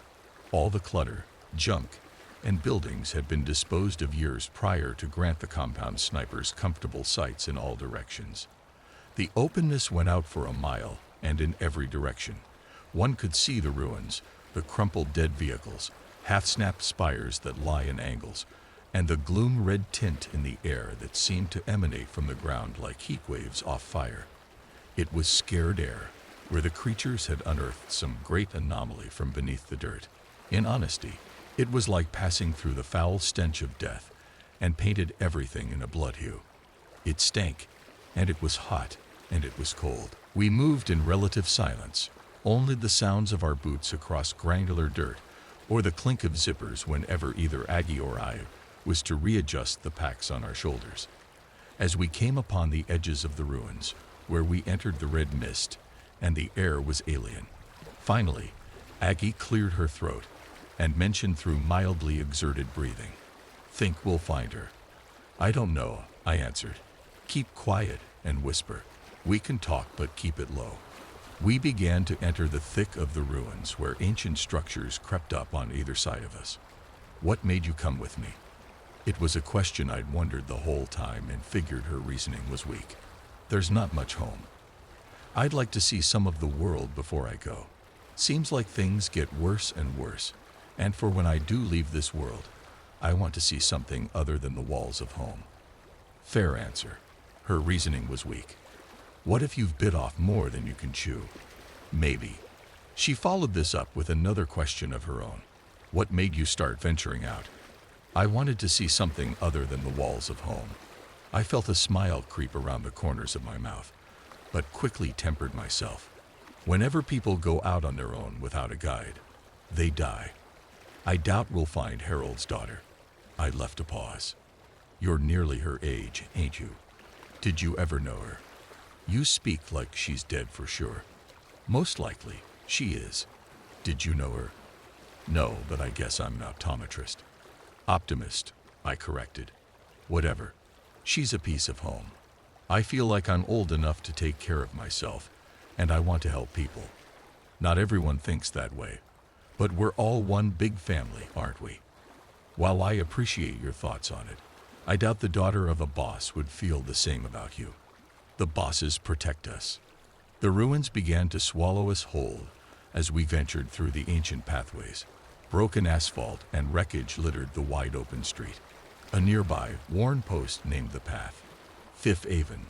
I'd gone there before and left most things untouched, although there were a few open holes in the structures on either side, places where large entryways might have gone hundreds of years ago.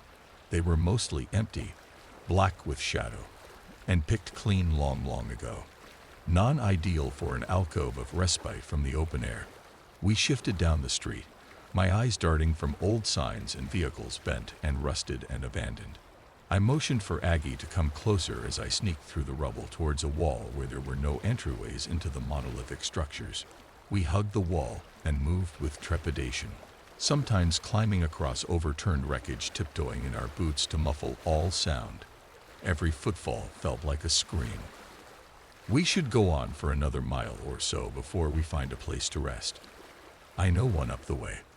"Rest? Are you tired already?" "That'd burn what daylight we have," said Aggie. I shook my head. "The last thing you want is to be without your wits in a place like this. If you're too tired to run, you're too tired to live. Aren't they fast? If they catch you in the open, they'll get you, won't they?" I thought of a lie, then thought better. "Yes." "Oh, if you see one, don't scream. Don't even breathe. If they haven't seen you, you still have a chance." The air grew wet and smelled of chlorine, and I snatched Aggie's sweating hand in my own before grappling her into my arms. She was small and fought noiselessly for only a second before going still. I shifted us into a concrete doorway with a half-destroyed awning and whispered a quick hush as I glided us near a piece of wreckage. I felt her tenseness leave and let go of her before she crouched alongside me in the shadowed cover of an old van that had, ages before, slammed into a nearby wall. The door of the vehicle had been removed, and we angled in slowly, silently, crawling towards the rear of its cabin to peer from the broken windows, all the while hoping its old axles would not creak. Feeling her hand on my shoulder, I twisted round to look Aggie in the eye. Terror erupted from her face in tremors while she mouthed the words. "What's that?" Simply, I put a finger to my lips and took a peek at the thing moving down Fifth Haven. The creature was on the smaller side, closer to the size of a run-of-the-mill human, but twitched its muscles in a fashion that contested humanity. The thing walked upright on 2 feet, but sometimes used its hands to move like an animal. The most intricate and disturbing of its features, however, was its head. With vibrant green skin, with speckles of yellowed globules across the surface of its body, likely filled with creamy pus, with a misshapen balloon head that first opened in half with a mouth folded as an anus, dispersed a corrosive gas into the air while it deflated, then reinflated and quivered. The creature's head moved as a sack filled with misty gas, wobbly and rubbery. It had no eyes, no other features besides that awful head. We watched it go, stop, disperse its toxic mist into the air, then leave. I kept my eyes on it, nose and mouth tucked beneath the collar of my shirt, and glanced at Aggie to see she'd followed suit. The smell could choke. Once I was certain the thing had decided to move well outside of earshot, not that it had ears. I motioned for Aggie to follow me out of the van, down the sidewalk, through an intersection of roads, and into a small opening in one of the smaller structures. Our feet were swift, and I was grateful she was graceful. We moved through the darkness of the structure, and I led with intimate knowledge of the place. There was a safe spot near the rear of the building. I reached out in the dark, felt a handle, and pushed into a small closet and pulled Aggie through. My lantern came alive and bathed us in a warm glow. Shelves across the small room were lined with various supplies I'd left. A few boxes of matches, oil for lanterns, a bedroll, blankets, and other miscellaneous baubles. Aggie inhaled sharply. I've never seen anything like that. It was, I don't know, it was weird and gross. Little scary. Is that what they look like? I shifted around onto the floor and opened my pack while placing the lantern between my legs. You've been up on the compound's walls before, ain't you? Once. Well, sometimes those things get closer to home. I don't know what you'd call them. Some of the wall guys call them fart heads because when you shoot one in the head with a rifle it goes puffed. Lot of that chlorine shit comes out of them too. Do bullets kill them? She asked while removing her own pack and fixing her legs alongside mine in the closet.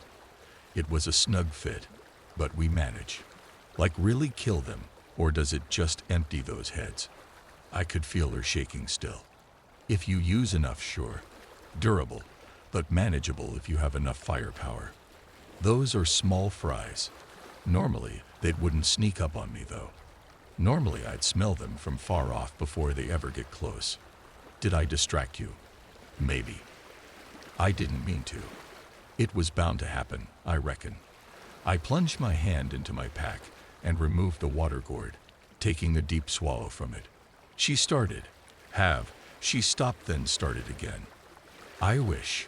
Another stop came, then she gave up on whatever she was going to say and laid her pack across her lap, seemingly searching for something within. We should rest up here for a while, at least until you've calmed yourself. Then we'll set out.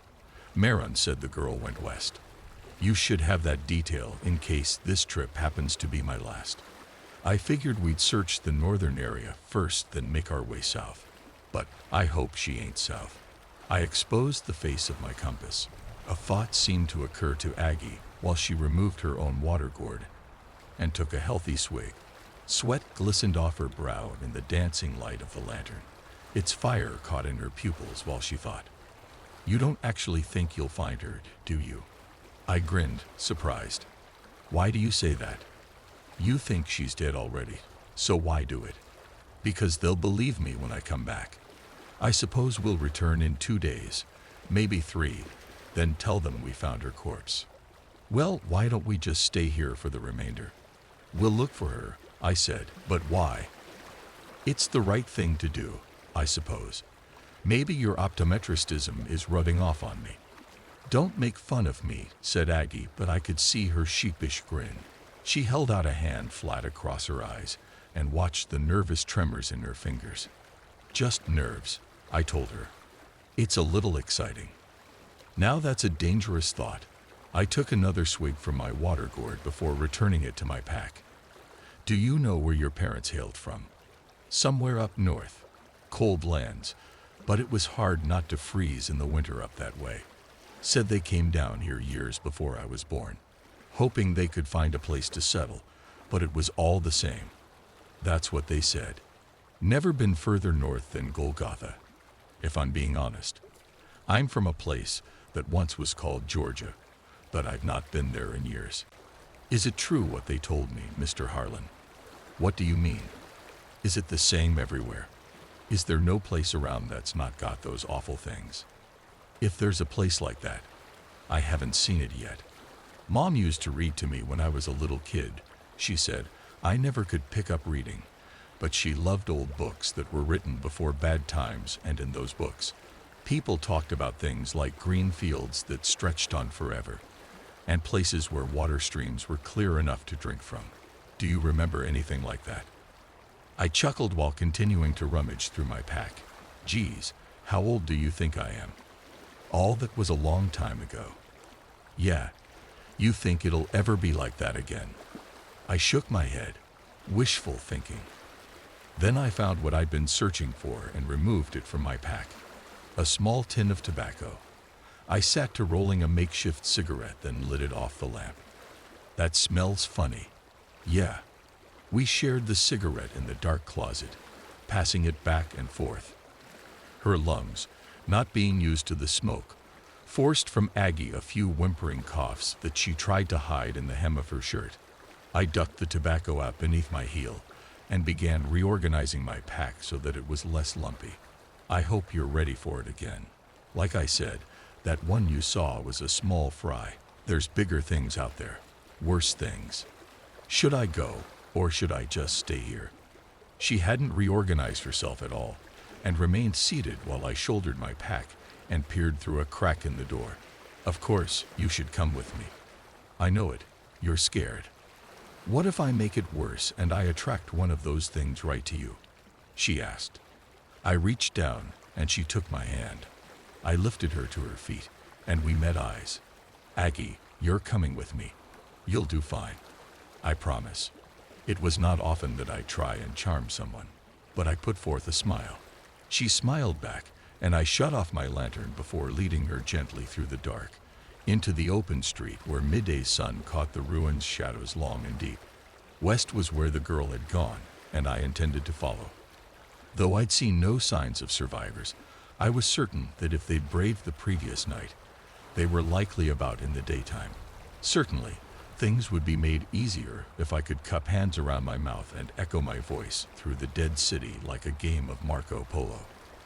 Aggie maintained both energy and quiet alongside me as we moved through the rubble, vaulting over wide open holes in the street where I could spy the arteries of the dead beast, the old sewer network. We conversed frankly and in whispers when we came upon a place in the road that was impassable on foot due to a collapsed structure, and we stalked more like wounded deer in a forest than humans in a city. Our shoulders remained slouched, our bodies were huddled near to each other, and we delved into the dark recesses of another building, possibly a market from old days when patrons congregated for frozen fish sticks. There were massive steel shelves, and we took their avenues till we came upon an aperture on the far side of the dark building. We shifted over the broken glass of an old torn-out window and landed firmly on an open street.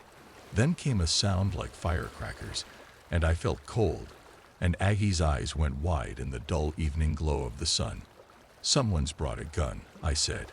Before she could say anything, I hugged the wall on our side of the street and moved down the sidewalk, following the sound of those gunshots.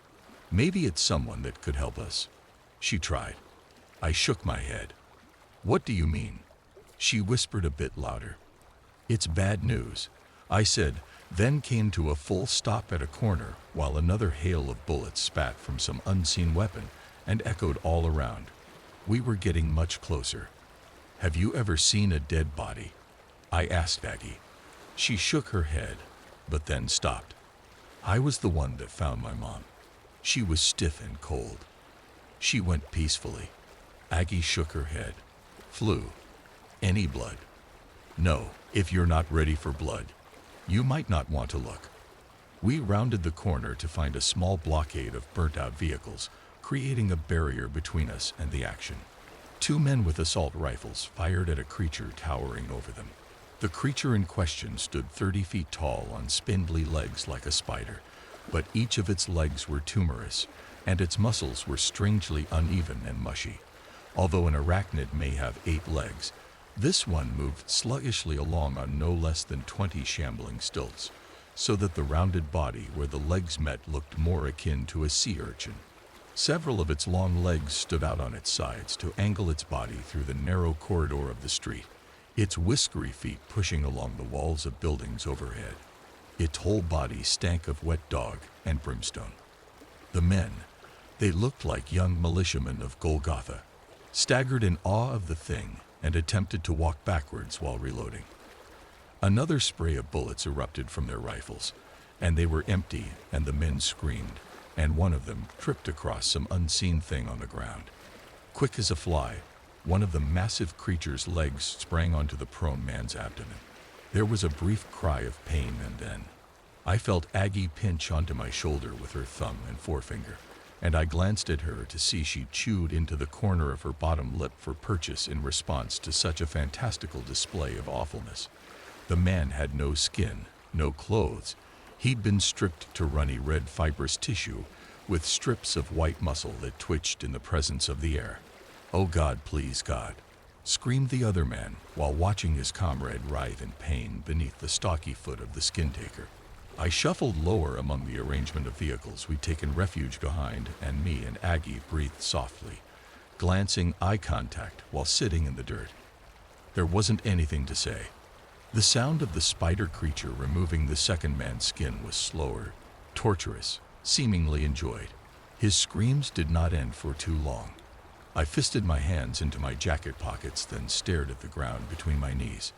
I felt Aggie's thin fingers reach into my pocket, and it took me flinching to realize she intended to hold my hand. She was shaking, and I was shaking, but she was good, and did not scream. And we held hands while we listened to the thick trunks of the spider creature shift on away. And we didn't move. And we were statues frozen like we belonged among the dead ruins. And we didn't move. And then Aggie shifted to look before I'd gathered my feelings, and motioned me on. "What's that?" she asked as simply as she'd asked the color of the sky. "Bad." I shook my head and looked for an opening in the blockade of vehicles. 2 meaty blood ponds marked where the men were, and on approach, I covered my face in the collar of my shirt. Aggie lifted her forearm to her nose. The stench of the beast and of the viscera was strong in the air. I examined the ground, then found one of their rifles, standard M16. The strap on the rifle was frayed to ribbons, and the barrel of the gun appeared to be slightly bent, but salvageable. I handed the rifle to Aggie, and she took it. "What about no guns?" she asked. "There's no bullets left. Besides, it'll be good to bring it back." Examining what was left of the bodies, my eyes went away and into my mind, where all things become ethereal and difficult to grasp.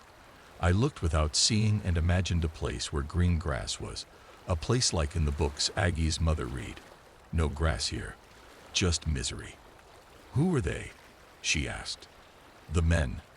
"Yeah. They sent out a patrol looking for Boss Harold's daughter. Looks like we found it." Never should have sent them. I want to go home, said Aggie. Me too. I blinked and shifted around to look at her through the red hue that had gathered between us. Try as I might, the smile on my face almost hurt. If you stick with me, you'll be safe. We took up in one of the safe houses I developed over the past several years, a room hidden up 2 flights of stairs and large enough to host a party. In the lantern glow we heated rations, eggs and hearty bread with water-thinned weak tomato paste, then ate in relative quiet so that the only thing heard were our jaws over the food that tasted bitter. Food always felt slimy and bitter in the ruins where the demons reigned supreme. Their stink was on us, like sulfur, like rot, like sorrow. I rolled us each a cigarette, and we smoked while looking out through a brackish window that overlooked the black street. No lights in the darkness save blinking yellow eyes caught for moments in dull moonlight whose owners quickly skittered towards an alley. How don't you get lost? Asked Addie. I do sometimes. You could have fooled me. I mean, I know the ruins fine enough, I reckon, but then I feel like I'm drowning in it every time I come here.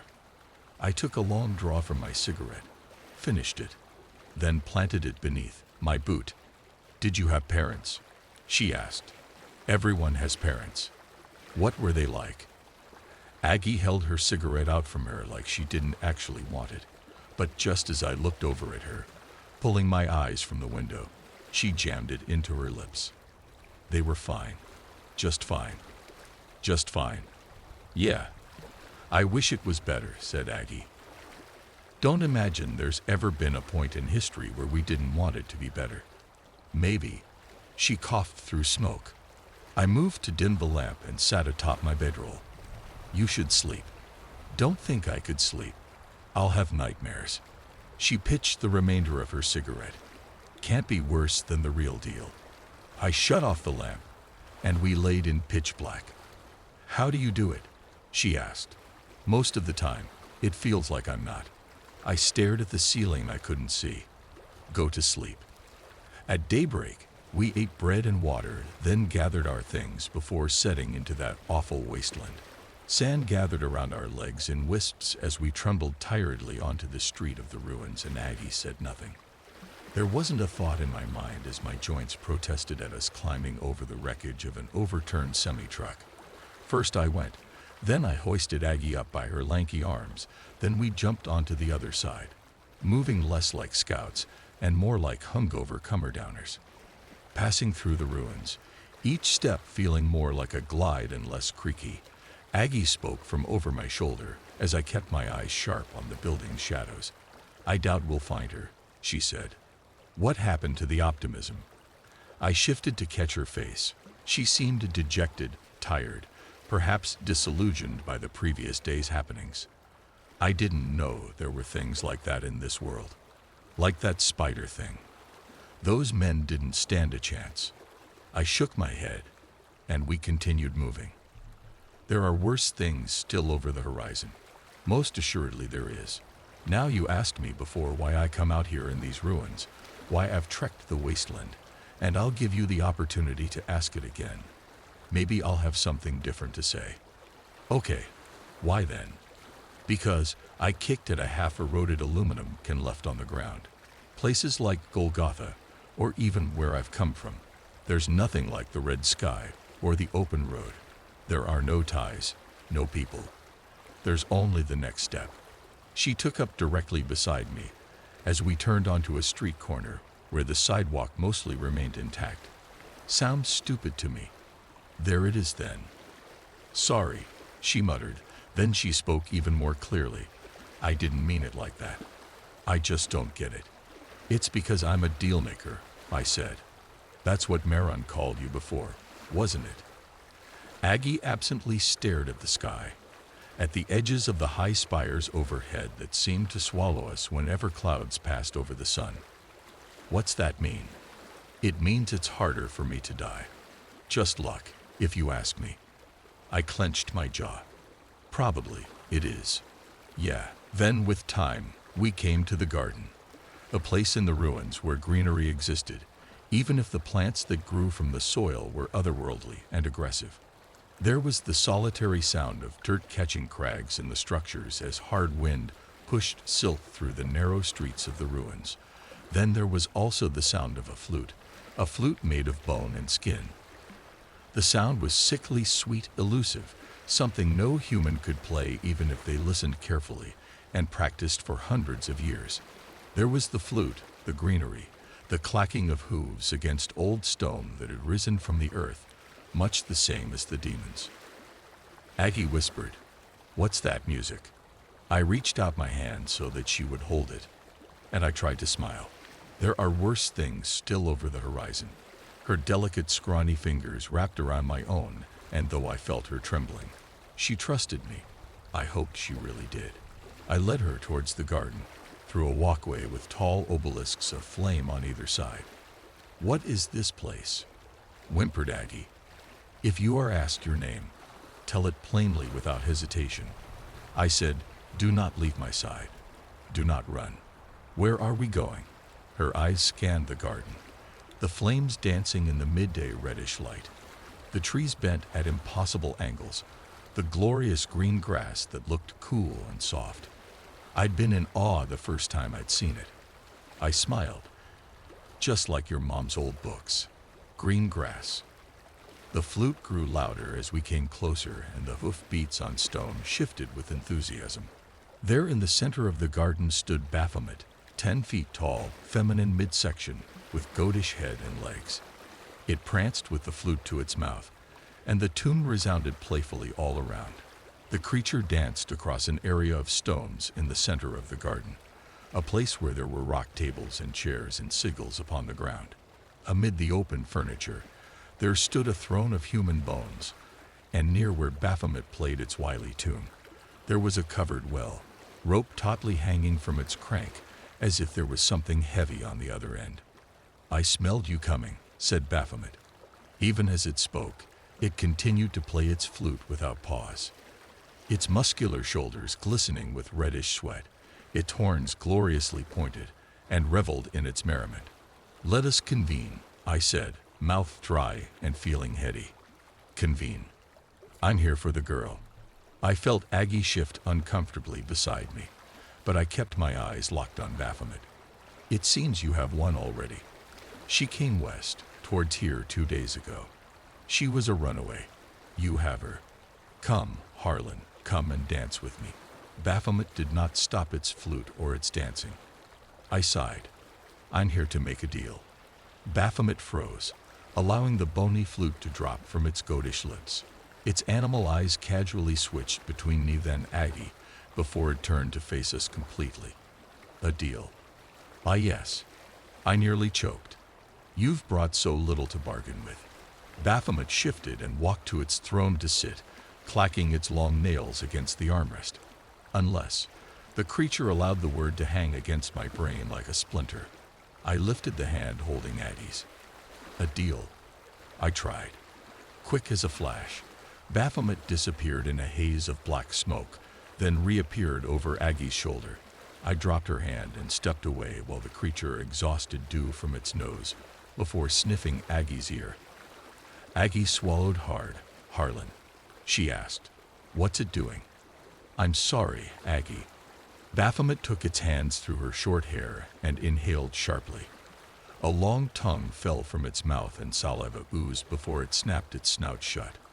"The pleasure will be all mine. Harlan, let's go. I want to go home." Aggie's tears rolled down her face in full while the large hand of Baphomet lightly squeezed her cheeks into a pucker. "You are home." Baphomet took Aggie and moved her casually. Her legs moved feebly, knees shaking. "Sit, darling," said Baphomet, motioning to its throne.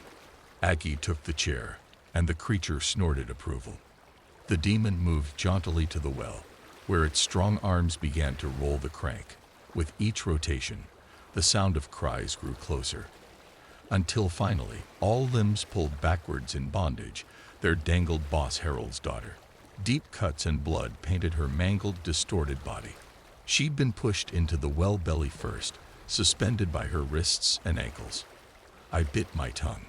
"Oh God," I heard Aggie say. It sounded like a far-off girl from an unknown planet. Baphomet lifted the girl from her bondage, then sliced the rope with a razor-sharp fingernail. I hesitantly moved closer to the scene and removed my jacket. The locals warned me about Briar's Bend. I should have listened. When I moved back to my hometown, I thought I'd put the worst of my bad luck behind me. Losing my job, my marriage, and most of my savings had been enough for 1 year. The slow pace of the Midwest, with its endless fields and quiet roads, seemed like the cure. What I didn't know was that some things are better left undisturbed, and that Briar's Bend was one of them. The road itself didn't look like much, a narrow, winding strip of asphalt cutting through the dense woods on the outskirts of town. The kind of place you'd take to save 10 minutes on a long drive if you weren't paying attention. It didn't even have streetlights, just the occasional reflective sign that blinked at you from the dark. I first heard about the road from Hank Sullivan, my neighbor. Hank was the kind of guy who could talk for hours about nothing, always ready with a story or two about the town. One evening, after I'd unpacked most of my boxes, Hank leaned over the fence with a beer in his hand and a conspiratorial grin on his face. "You ever hear about Briar's Bend, Caleb?" he asked, clearly eager to share. I hadn't, but I humored him. Should I have? "It's got a reputation," he said, his grin fading. "People say it's cursed. Drivers lose control for no reason, even on clear nights. Some folks say it's bad luck. Others—" He paused, glancing around as if the trees might be listening. "They say it's the hairy hands." I laughed, but Hank didn't join in. "The hairy hands. Disembodied hands," he said, lowering his voice. "Come out of nowhere and grab the wheel or the handlebars if you're on a bike. They force you off the road. Legend has it they even made horse-drawn carriages crash back in the day." "And people believe this?" I asked incredulously. "They do. Enough that most won't take that road after dark. You shouldn't either." I rolled my eyes but thanked him for the warning. Hank had grown up here, and I figured he was just repeating one of those small-town campfire stories. I didn't believe in curses or ghost stories, especially ones about phantom hands. That changed a few weeks later. It was a Wednesday night, and I'd gone to visit a friend in the next town over. The drive back was supposed to be easy, but I'd left later than planned, and the interstate was closed for construction. My GPS, smug and indifferent, rerouted me down Briar's Bend. The name didn't register until I was already on it. The road was darker than I expected. My headlights lit the asphalt ahead, but the trees on either side crowded in so tightly they looked like walls. The night was quiet, too quiet, with no other cars in sight. I gripped the steering wheel tighter as I approached a curve, the kind that begged for caution. That's when it happened. The wheel wrenched hard to the right, as if someone had yanked it from my hands. I shouted, instinctively pulling back, but the force was overwhelming.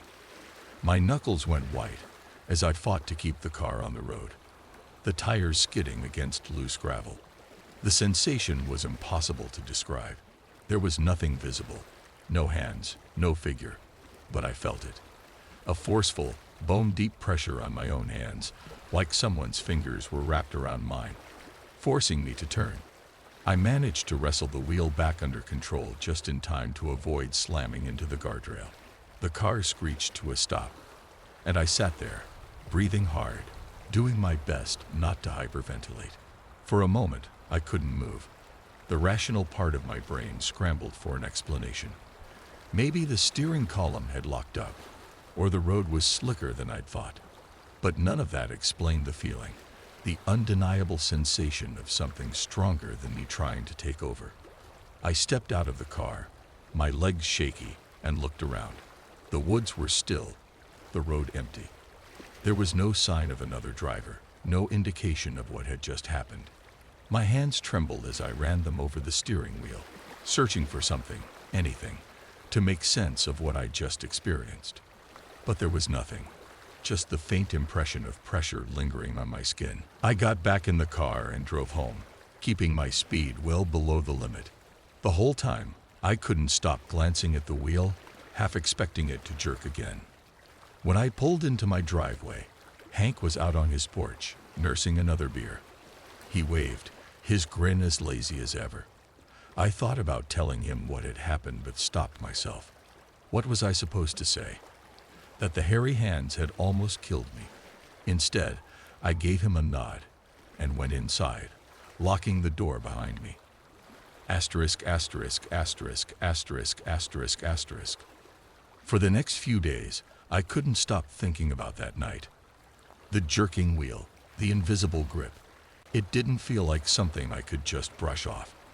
At first, I told myself it was nothing more than a mechanical fluke, but every time I replayed it in my head, the memory felt sharper and more vivid. And then there was that pressure. My hands had tingled for hours afterward, like phantom fingers were still wrapped around them. Hank noticed something was off. He stopped me one morning while I was heading out to grab groceries. "You sure are looking jumpy," he said, leaning against the fence with his usual beer in hand. "You all right?" I hesitated, debating whether to tell him. The last thing I wanted was for Hank to think I was buying into his ghost stories. "I took Briar's Bend the other night," I admitted finally. Hank froze mid-sip, his expression sharpening. "At night?" I nodded, trying to play it cool. It wasn't a big deal, but something happened, didn't it? He set the beer down, crossing his arms like a parent ready to scold a reckless kid. I shrugged, avoiding his gaze. "I guess the wheel jerked or something. Probably hit a bad patch of road." "Sure," Hank said, though his tone was anything but convinced. "A bad patch of road. That's what everyone says. Until it happens again." I laughed, a weak, humorless sound. "Come on, Hank. You're not seriously blaming the hairy hands for this, are you? All I'm saying is, people don't wreck on that road because they're bad drivers. Something out there doesn't want folks passing through. You'd do well to leave it alone." Asterisk, asterisk, asterisk, asterisk, asterisk, asterisk. Hank's warning stuck with me, no matter how much I wanted to dismiss it. I started digging into the town's history, hoping to find some explanation that didn't involve disembodied hands. The library was my first stop, a small single room in the back of the community center. But Mrs. Lowry, the librarian, was thrilled that someone was interested in local lore. "I've got some newspaper clippings somewhere," she said, shuffling through a file cabinet. "Briar's Bend has always had a reputation." She handed me a stack of yellowed articles, and I started sifting through them. Most were decades old, filled with grim accounts of accidents along the road. The language was eerily consistent: lost control, swerved for no apparent reason, crashed into the ravine. One article from the 1950s caught my attention. It described a local farmer who claimed an unseen force had ripped the reins from his hands, sending his horse-drawn cart tumbling into the ditch. The man survived, but his account was dismissed as hysteria. Then there was a more recent piece, from the 1980s. A truck driver swore something grabbed his steering wheel, forcing his rig into the trees. He barely escaped with his life. The reporter had labeled it driver fatigue, but the man insisted he wasn't tired. The more I read, the more unsettled I became. This wasn't just one or two stories. It was a pattern, stretching back nearly a century. I started asking around, talking to anyone who'd listen. Most people dismissed the accidents as a mix of bad luck and poor road maintenance, but a few, mostly older folks, leaned in close and whispered their own theories. One woman claimed the road was cursed by a settler who'd been lynched for practicing witchcraft. Another said it was built on the land of a violent farmer who'd killed his family before being run down by vigilantes. "The hands are him," one old man insisted, his voice a low rasp.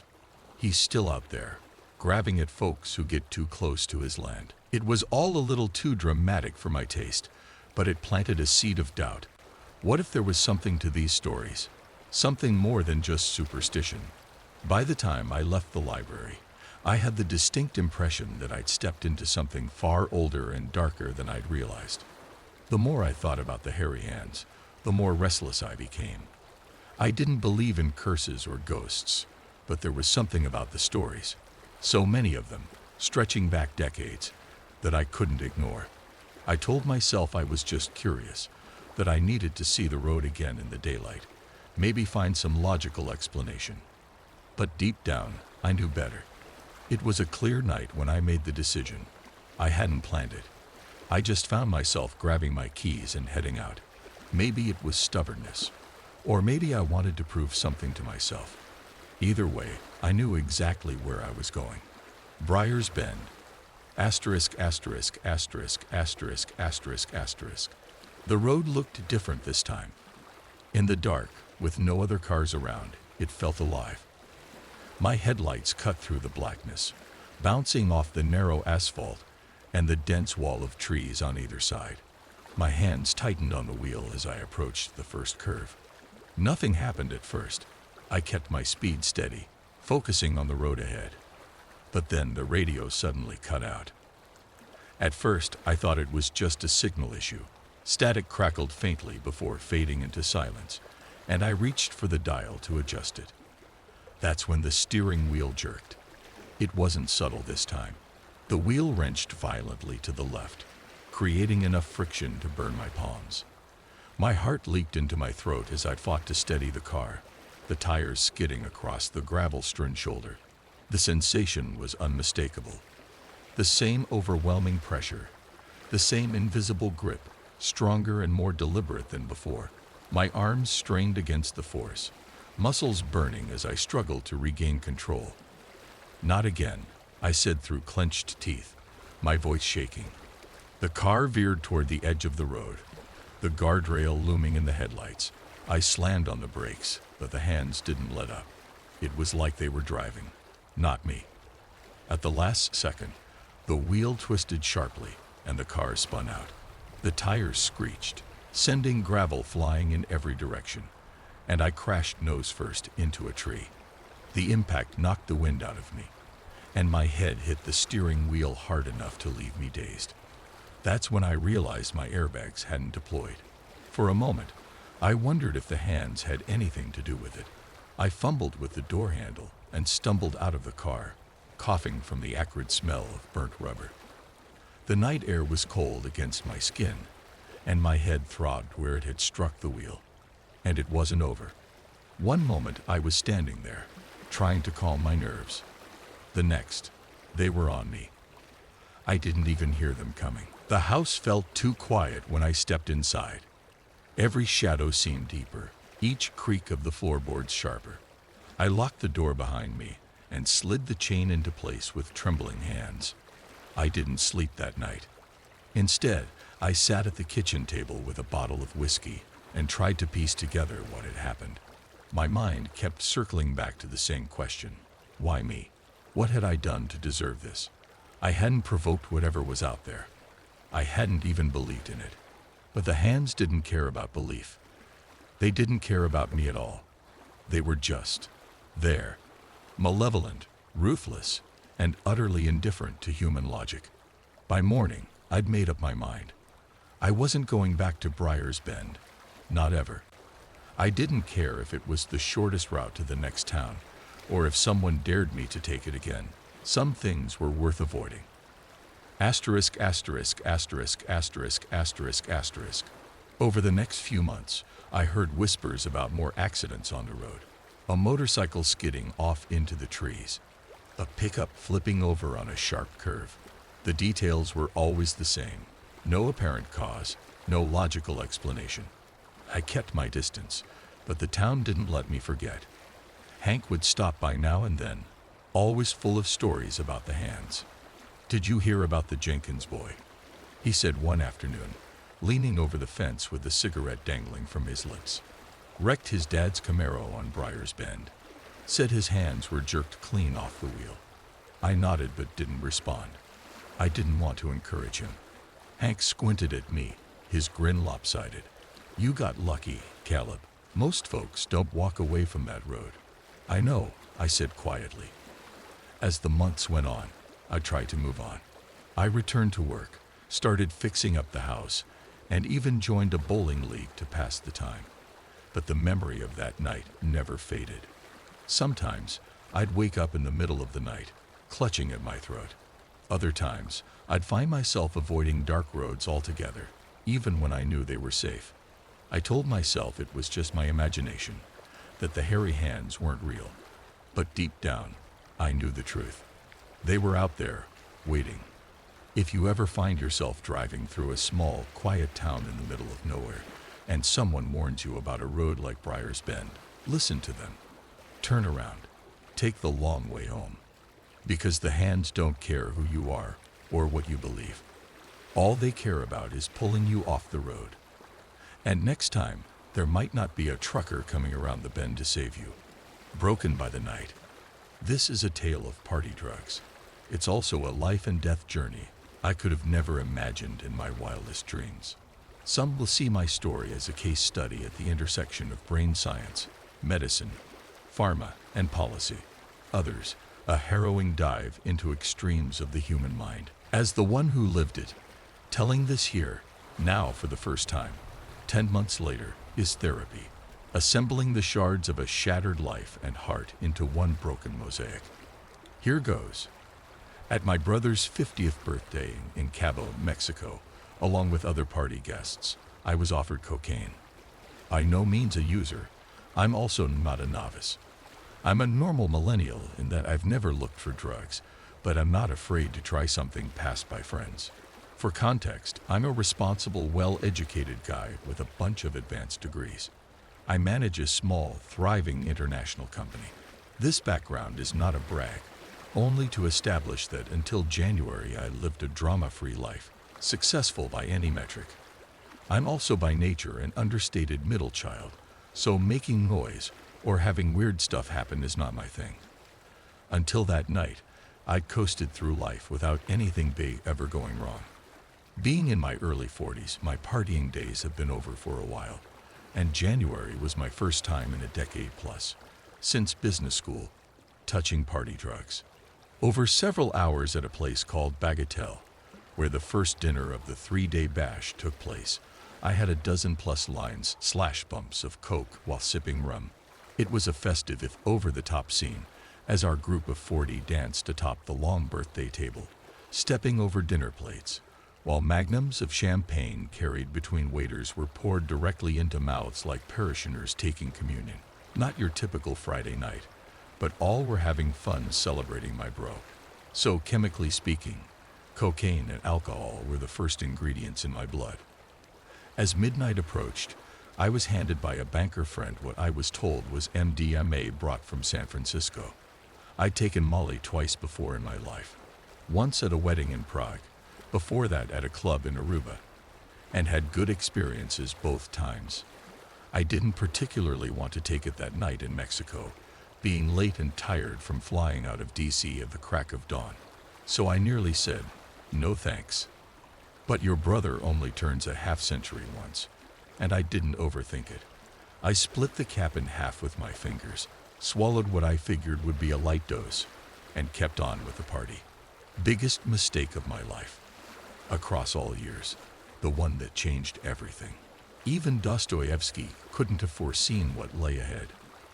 When added to the cocaine, MDMA instantly had a negative effect. In my 2 previous roles, I hadn't mixed it. This time was different. I felt an overwhelming anxiety never known in my life. An hour into that state, I had to leave the after party.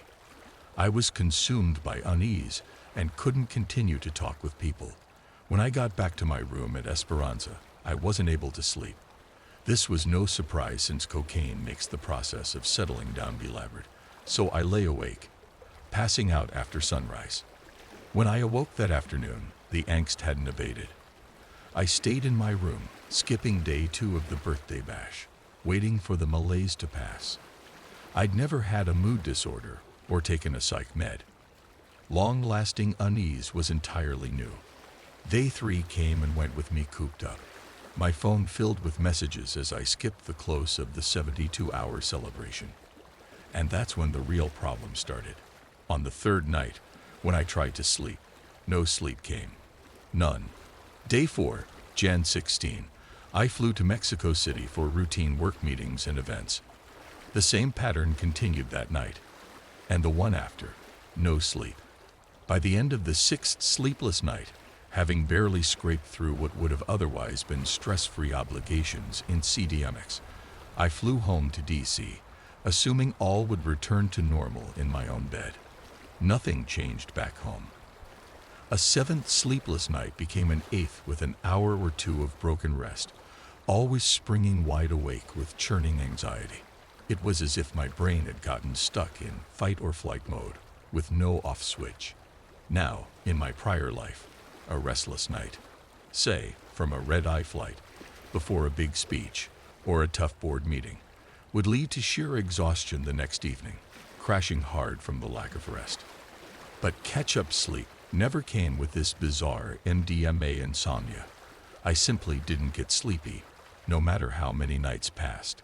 After 2 weeks, I knew in my gut something big was up. After seeing my family doctor, I was referred to a psychiatrist for the first time, who began to treat me with introductory sleeping pills, starting with trazodone. These didn't put a dent in the insomnia, and I was rotated to stronger categories of prescription. This process repeated for the next month as I worked with a growing list of psychiatrists and sleep neurologists who wrote scripts for sequentially more heavily controlled meds. These trials included every sedative RX under the sun. I won't relist them. Suffice to say, I left no stone unturned, just the categories of sleep-inducing drugs I cycled through. Searching with doctors for one that worked included orexin inhibitors, adrenergic receptor agonists, benzodiazepines, Z-drugs, beta-blockers, tricyclics, tetracyclics, melatonin modulators, antiepileptics, anticonvulsants, antipsychotics, and eventually, full-on anesthetics, a la Michael Jackson.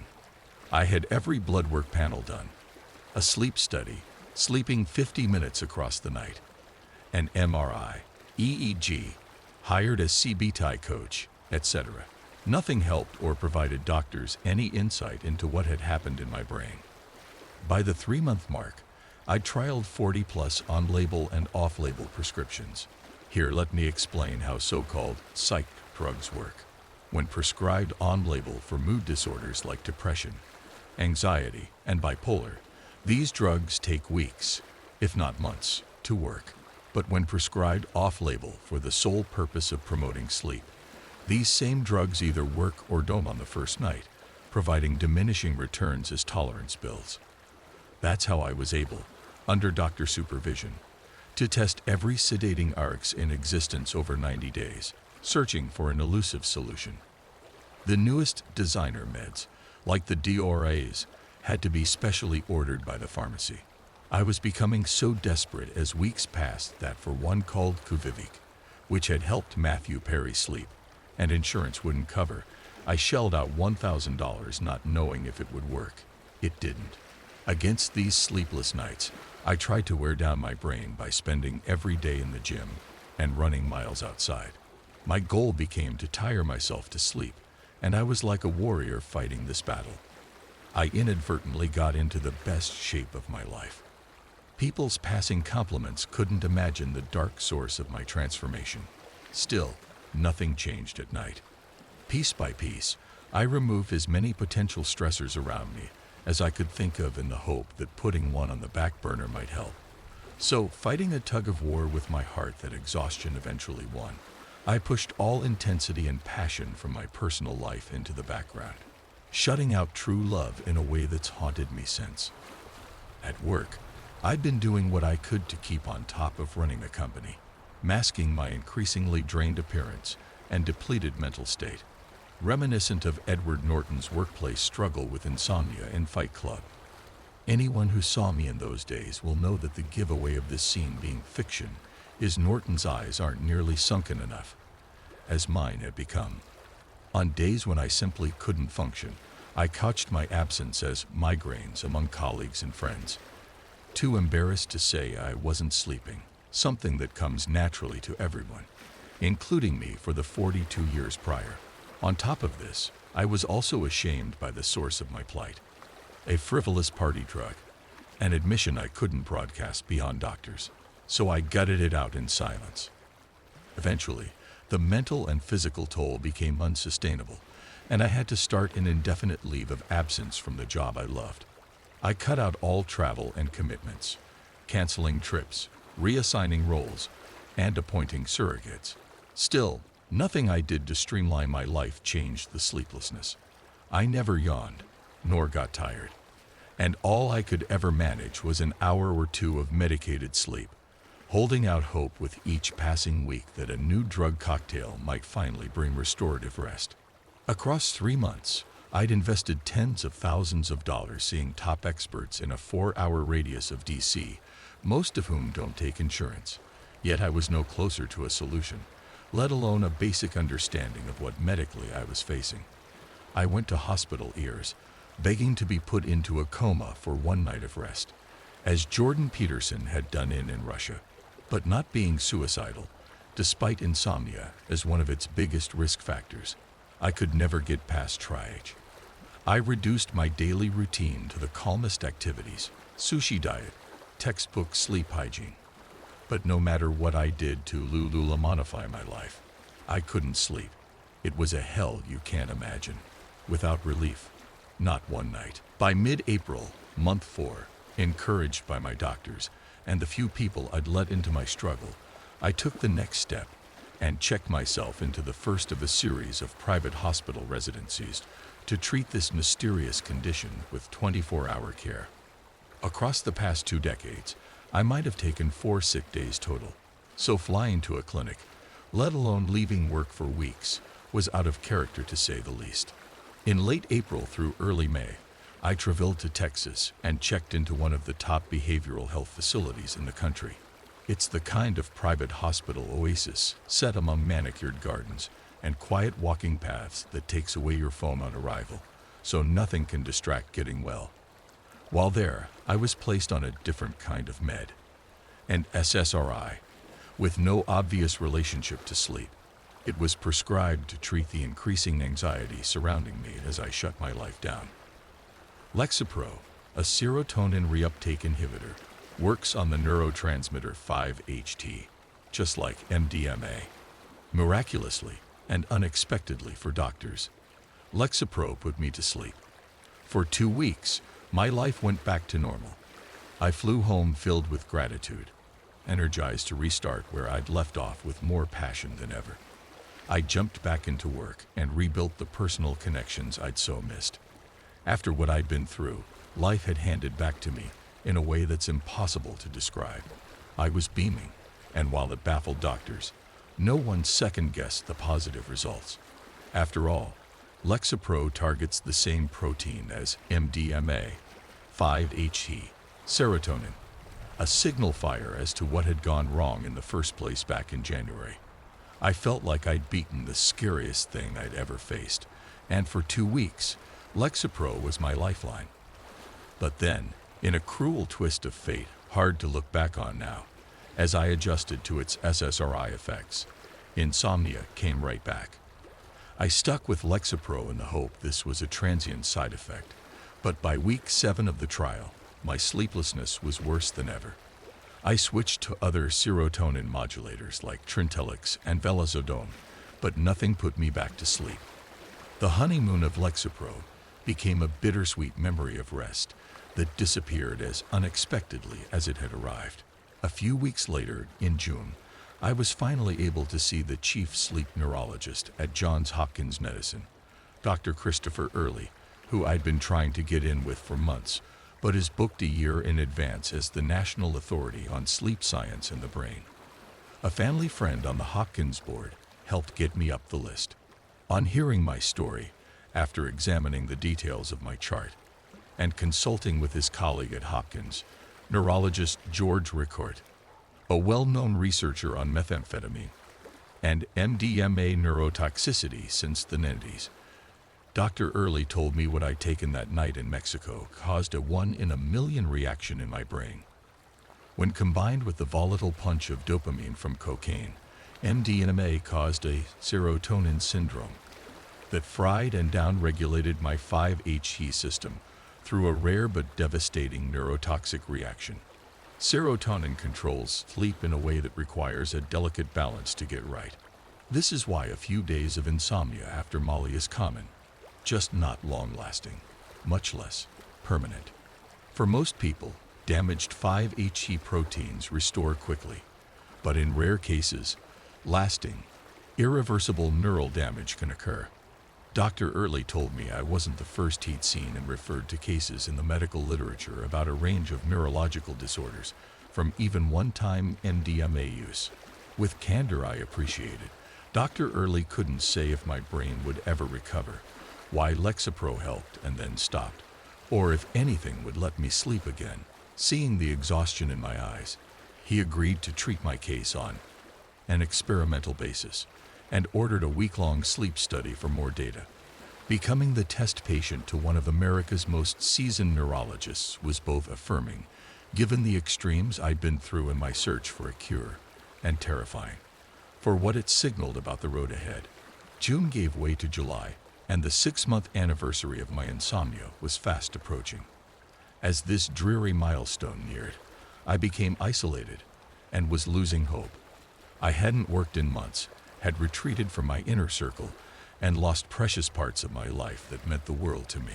More than $200,000 had been spent going to the country's top clinics, ending up at the Retreat, a full-service medical facility outside of Baltimore that runs $50,000 each 20 days and takes zero insurance. No price was too high, investing whatever it took to get better, knowing not just sleep but increasingly life was on the line. Still, after seeking the best of the best, no one could stop the insomnia. Tell me how long this hell would last, or if it would ever leave. Doctors had also run out of medications to try, the last being the narcoleptic anesthetic Axiren, ACA-GHB, the infamous date rape drug from Diddy's parties, a Schedule I narcotic prescribed off-label by Dr. Early as an extreme final resort. As the most controlled substance in America, only one central pharmacy is authorized to dispense it. Xyrem was taking forever to get approved, required passing through safety hoops, and cost $25,000 per month. Receiving it was weeks or more away with no indication it would work where others failed. Sleep deprivation is a form of torture considered among the worst. Losing 1 hour of sleep makes Division I basketball players miss twice as many shots the next day. Arguably the most sublime music ever written, Bach's Goldberg Variations, was composed to treat the insomnia of Ludwig Iya. He was Bavaria's Mad King for a reason. Sleeplessness drives you crazy. We've all experienced at some point the relentless feeling after a single sleepless night. In as little as 3 days, sleep deprivation breaks prisoners of war into giving up classified secrets. So by the time my insomnia hit the 6-month mark in July, the once unfathomable thought of cutting my life short slowly started to creep into my mind as a last resort for rest. Insomnia had literally become my deathbed. Compounding this was a chemical catch-22. It's paradoxical that the most effective drugs doctors use for life-saving sleep come with black box warnings in their fine print about triggering severe depression and suicidality. So my hopelessness about not sleeping was being pharmacologically amped up by the same meds I'd been prescribed in the hope of sleep. I was trapped in a damned if you do, damned if you don't loop with no way out between crippling depression from not sleeping or crippling depression from sleeping pills. This snowballing downward spiral is how, coming from a guy who'd in December 2023 been the happiest in my entire life, with a thriving company I was expanding, cherished waterfront in Canada, and on the Chesapeake I'd spent years developing into Gardens of Eden to enjoy forever, a skylit place in the city, financial freedom, beloved mentors and colleagues surrounding me, a dream job that took me to every corner of the earth, a full heart, in short, all I ever wanted and more. By the time July 2024 rolled around, the person I'd become wasn't recognizable as the same me. It was 2 lives, because I couldn't sleep. I couldn't think, I couldn't engage, I couldn't feel pleasure. I was a walking zombie who hadn't rested since January. It was worse than anything I could have ever imagined would happen to anyone I knew, least of all to me. So, for an eternal optimist who'd never felt down for any stretch, much less considered the idea of ending it all, even in my wildest nightmares, even as something I'd understand in others' suffering, never able to grasp what could bring someone to that state. By July, suicidal ideation had become my everyday battle. It's sometimes said that self-harm is selfish. I thought that way too. But through the unending attrition of my sleepless hell, what came to feel selfish was continuing to drag everyone down with me. A clean break would free us all from the black hole. Let me be clear on something. Weakness played no part in what follows. Those who've known me know I'm virtually unbreakable. No one builds the life I did without limitless resolve, nor could they endure the parts of this story still to come without iron will. But the laws of nature are fact. No living thing, no matter how resilient, no matter how brave, can fight biology forever and win. Sleep exists for a reason. We cannot be without it. There is no alternative. After spending the sleepless night of July 4th watching fireworks on the Baltimore skyline from my room at the retreat, remembering my old life watching fireworks the year before on the Tre Avon River among friends and family, now a distant memory from a past life when all was well. 2 mornings later, I gave up my last ounce of hope in ever getting better. Hope was replaced by the sinking feeling of a kamikaze pilot called for a one-way mission, summoned to a final test of courage. The universe had left only one way to end the endlessness and get the rest I'd been desperately seeking for so long. Pushing back tears, I scribbled a short goodbye note, remembered one final time the people and life I'd been so in love with before this all started, cursed God for cursing me, and hung myself. I'd always flown under the radar, never seeking attention. So doing the unthinkable wasn't a masked plea, as can be the case with those who choose pills or cuts and rarely succeed by design. That wasn't me for a minute. I'd already tried every path for help. I'm a quick study, and my method instead represented a decision. I made a strong noose and secured it at such a height that nothing could allow me to turn back once the process began, knowing there would be intense pain before blacking out. I told myself it couldn't feel worse than what I'd already endured. So I bit my lip, prepared for that moment, and the eternal unknown to follow. Against every probable outcome, I'd partially failed, or partially succeeded. Depending on the measuring stick, you could call it my first piece of good luck in 6 months, coming at a crucial time. On the other hand, what I did forever changed the life I had and wanted, the people around me, and all that follows. I'm here, but not in a way that feels like me. No matter how far I search for a cure this time around, I wouldn't wish it on anyone. How did I survive? It's a morose second act. Since my original intent was to share an advisory, not explore psychological torture, I hadn't planned to delve into the next chapter of my saga since July. But because it's part of the ripple effect from that January night, and although it includes shameful details, I found comfort and honesty as I've navigated so much uncharted territory. So here's the rest of my tale. At the end of my 3rd week in the retreat outside of Baltimore, in early July, with the best doctors in the world no closer to helping me than any had been at the start of my journey 6 months before, I gave up. Despite sharing with doctors a growing belief that my end was drawing near, and petrified family members calling to warn of the despair in my voice, and what they feared was coming. Naively, the nurses had loaned me a 14-foot charger cable. Outside, in some woods nearby, out of view, I fastened the cable to a sturdy branch on an overturned log above a stream, doubled it twice around my neck, and slid my body off the edge. I've always been drawn to water, and dying in suspension above a trickling creek felt like the most peaceful place on campus I could think of to silently say goodbye. I passed out almost instantly as the noose caught and cinched tight. Sometime later, no one knows how long, one of the cords snapped, then the other, and I fell. 2 sudden bursts of orange flooded my head, and flashes of the most intense pain I've ever known as consciousness returned. My eyes popped open, and I jolted back to life, like a scene from a movie. But the right side of my body was numb.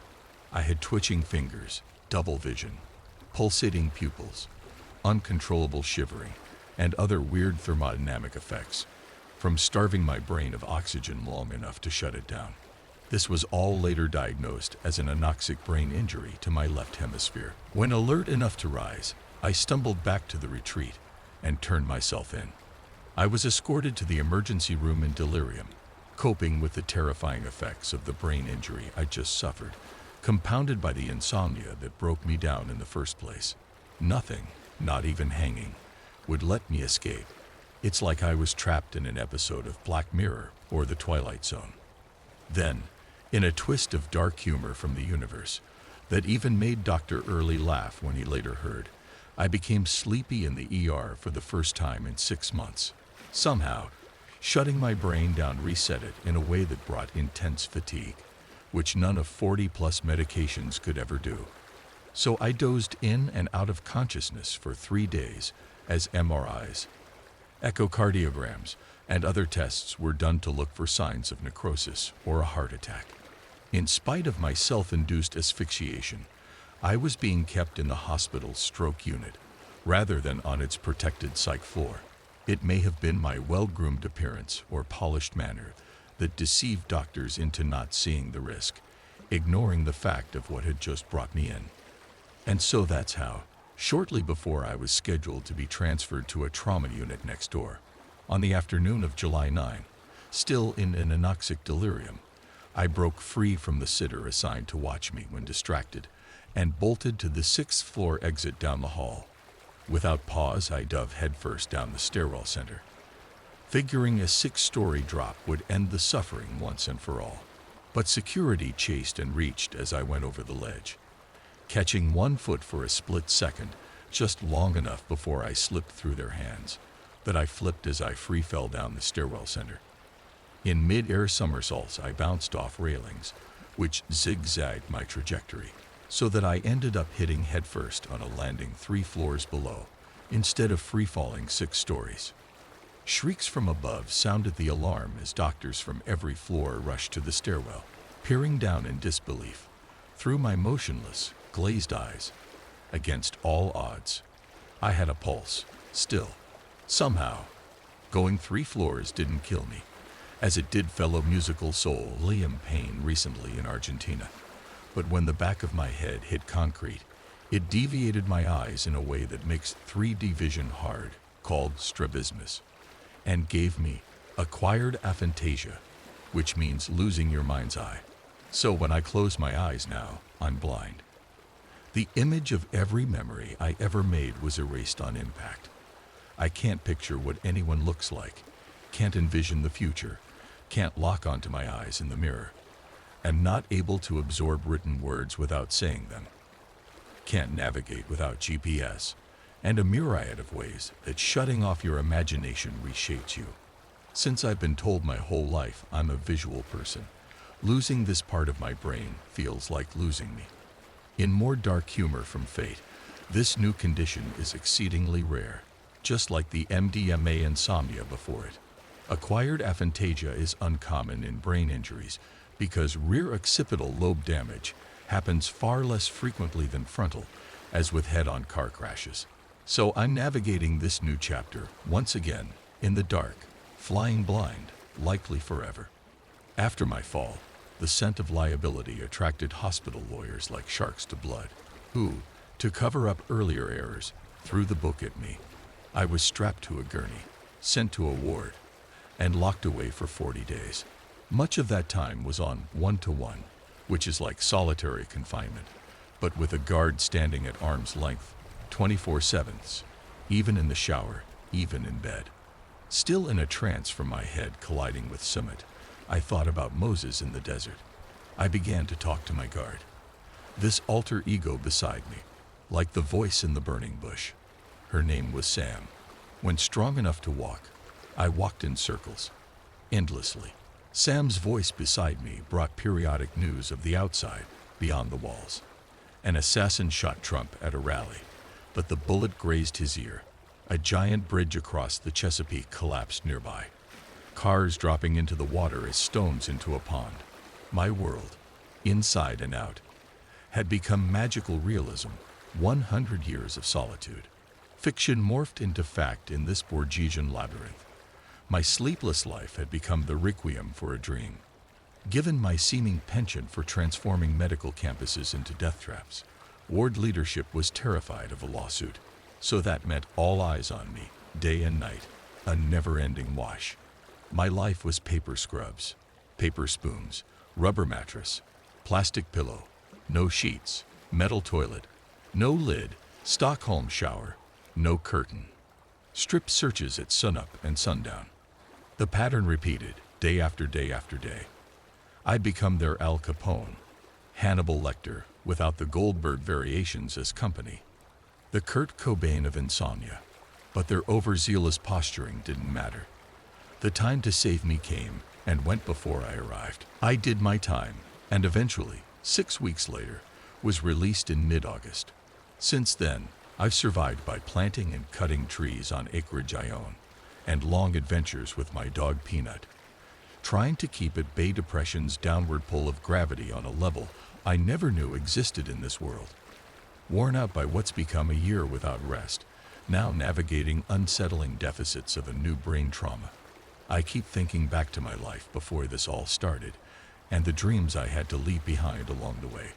I can't understand why any of it happened, and I'm not able to sleep much. Still, most recently, I've spent September, October, and November fighting poison with poison, doing every last-ditch brain reset known to man, including 6 weeks of TMS, 5 weeks of ketamine, 4 stellate ganglion block neck injections, used by military, and soon, tri-weekly electroconvulsive shock under general anesthesia.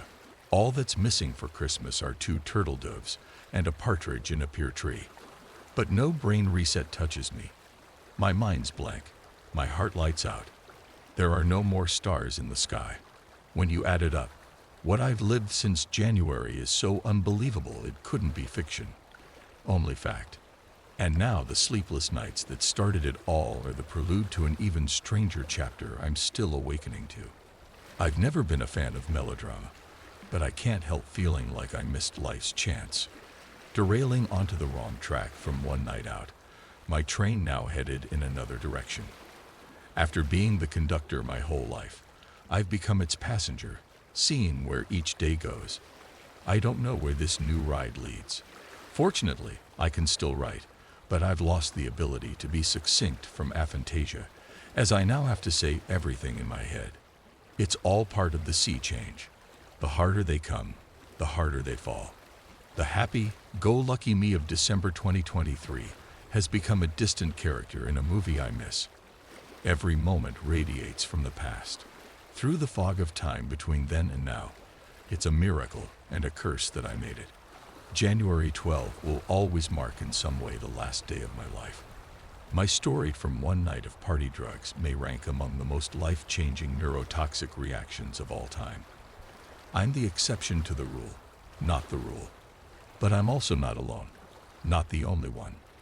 The world is full of terrified people experiencing lasting insomnia from MDMA.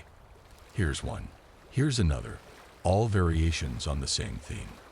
Most testimonies get shot down by a mob who doubt the same drug they love could do so much damage. You can't understand until it happens to you. I've since discovered so many lives broken by this chemical's dark side.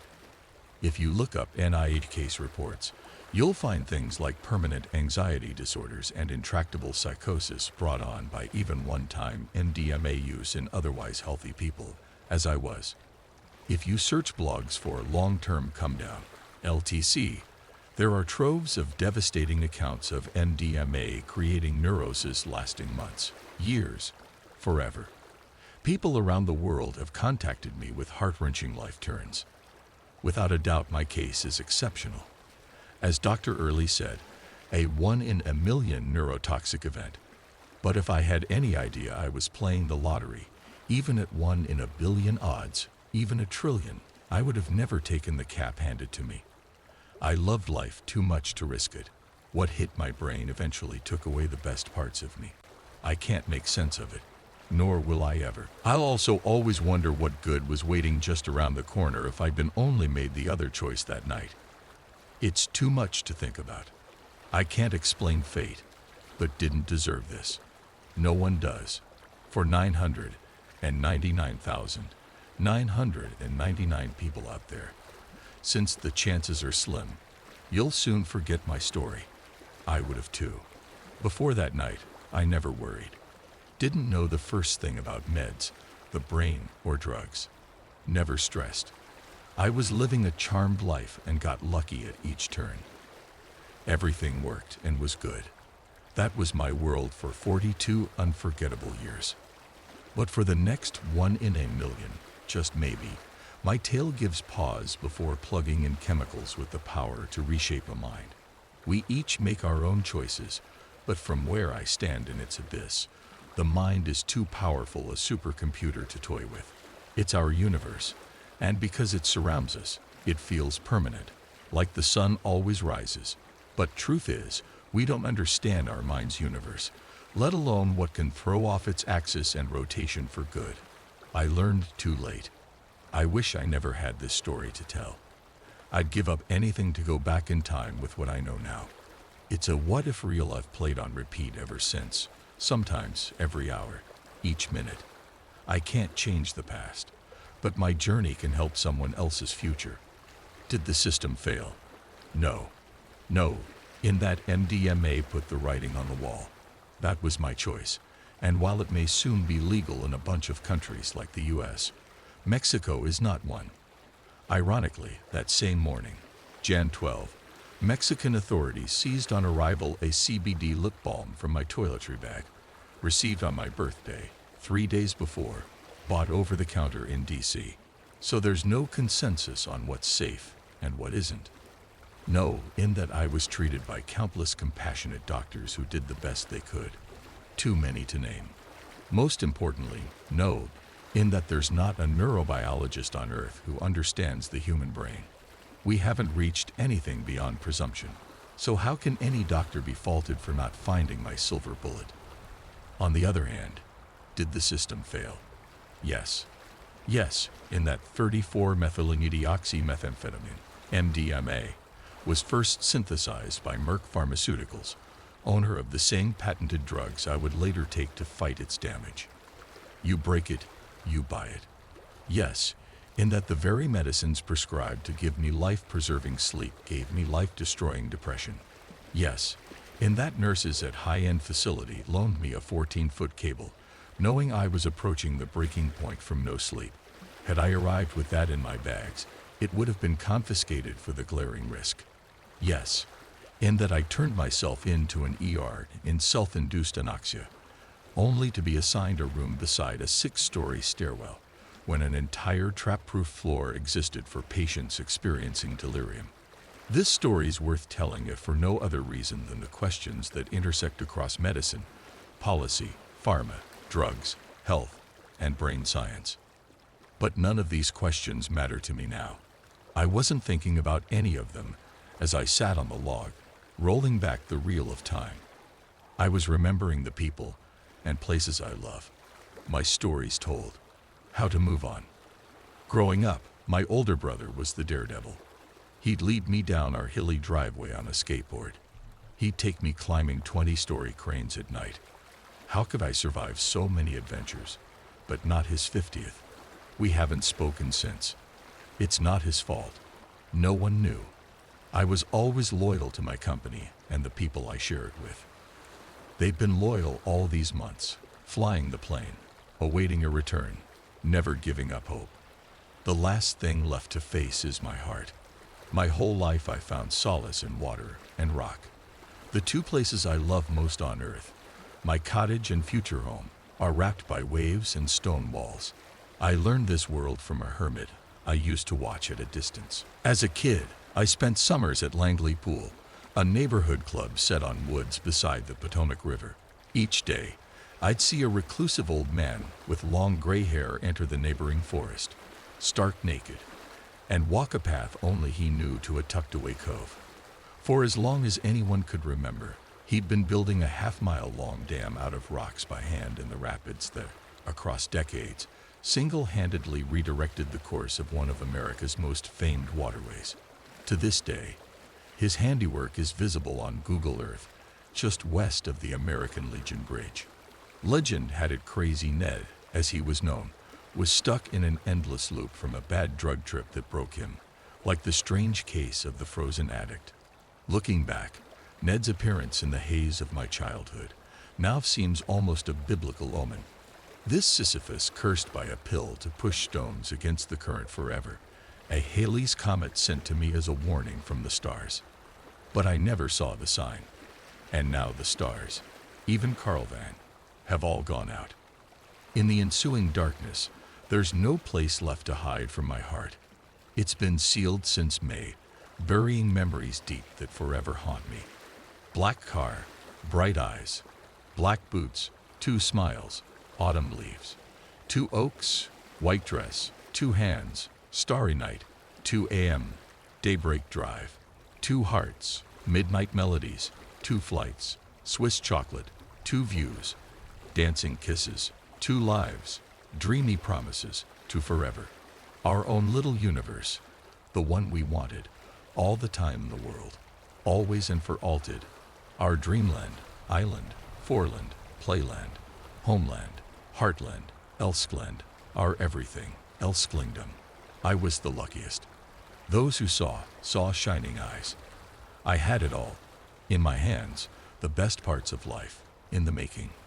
But from dream to dreamlessness, dreamland to wasteland, my love at first sight was ripped from my fingers, piece by piece, stripped bare, carried off, a thief in the night, night after night, endlessly, until it vanished. The ruins of insomnia.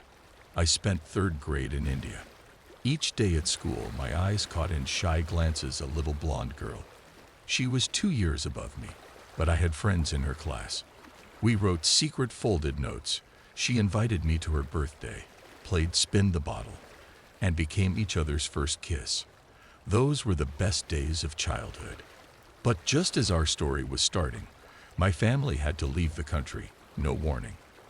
At the Delhi airport before our flight, I called her from a payphone to tell her what happened. No one was home. I never got to say goodbye. Her face in the 1990 Embassy School yearbook followed me for years. Her piercing eyes and flaxen hair became my colors. The colors of her flag, Sweden. I drew it everywhere. Her smile haunted me long into my teens and beyond. I never gave up the ghost. Then, out of nowhere, last year, on a flight from London, she came back. All grown up, majestic, demure, golden, bright like a diamond. A star made for me. Her last words, before the sleepless nights took her away again, this time for good. I love you unconditionally. On another Earth, one where I didn't take the orange pill, we're still together in Dromland. Our Liebestrom. But here, in this parallel universe, the upside down, all is gone. Even the ghost. Coming up on the anniversary of the first night that started the sleepless ones to follow, I keep thinking back to this time last year. Healthy and strong, chemical-free, soundly sleeping. My world in motion. A new moon rising, crisscrossing shimmering sea waves, embarking on what I thought was becoming, like a lightning strike, the brightest chapter of my life. I'd always heard, from the brightest day comes the darkest night. Now I know. Sleep is like true love. It finds you when you're not looking. It fills you with dreams. Its melody is a nocturne. And when you lose it, you lose everything. There is one difference. Everyone knows sleep. Few ever know true love. I couldn't know it then, but I lost both, the same night. One tiny cap I barely remember taking broke my sleep, my world, and my heart. In that order. Love-struck, became lovesick, but never lovelorn, because I did it to myself. That is the hardest pill to swallow. This December, every carol echoes a bittersweet reminder of the final weeks of Shining Eyes 1 year ago, before my story began. I miss those days like you can't imagine. Last year's songs are the shooting stars of a light-filled universe set ablaze, then vanquished and gone. I'll never get those starbursts back, the shining eyes, or why they slipped away. Here's hoping ECT erases all the memories, like eternal sunshine of the spotless mind. Meet me in Montauk. For now, red wine and sleeping pills help me get back to your arms. Maybe. I will see you in the next life. My grandpa was a prison guard, and he told me the horrible things he witnessed there. My grandfather was always kind of a dick. I know that's probably not the most kosher thing to say about a close family member, but I think most people who knew him, including him, would agree. He was a stone-faced man, never showed much emotion, and always had a fuse about as short as the balding gray hair atop his scalp. He wore a seemingly perpetual scowl upon his face and a narrowed brow that seemed to sneer with that get the hell off my lawn energy that only a proud boomer could properly muster. I remember one summer my family went out to visit him and my grandma, only for him to chastise my older sister for gaining a bit of weight. It of course made her cry and quickly devolved into a huge family drama that may never have been fully resolved. In stark contrast, my grandma was the most loving and kind person I've ever known. So when she passed a few years ago, it really struck my whole family hard. The funeral was a sordid affair with my grandfather remaining distant the entire time and not bothering to say a word on her behalf. The rest of the family gave eulogies and tried commemorating her the best we could, but Grandpa seemed not to notice or care either way.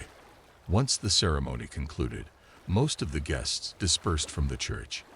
As the attendees thinned, I found myself alone in the pews. Grandpa was seated up at the front, and although I didn't necessarily want to talk with him, I felt as though I should. "Hey, Grandpa, I'm really sorry for your loss." He turned to me, a look of spite etched upon his face. He seemed to take note of my expression and has faltered into a sigh. "Thanks, buddy. Tough day for all of us." He dabbed his forehead with a handkerchief and swallowed hard. In that moment, I saw my grandfather in a way I never had before. He was broken and vulnerable, newly alone in the world, and clearly struggling to come to terms with it. I felt for him, and although we've never had the best relationship, I very much wanted to try and be there for him. Grandpa rose from his seat and approached the casket.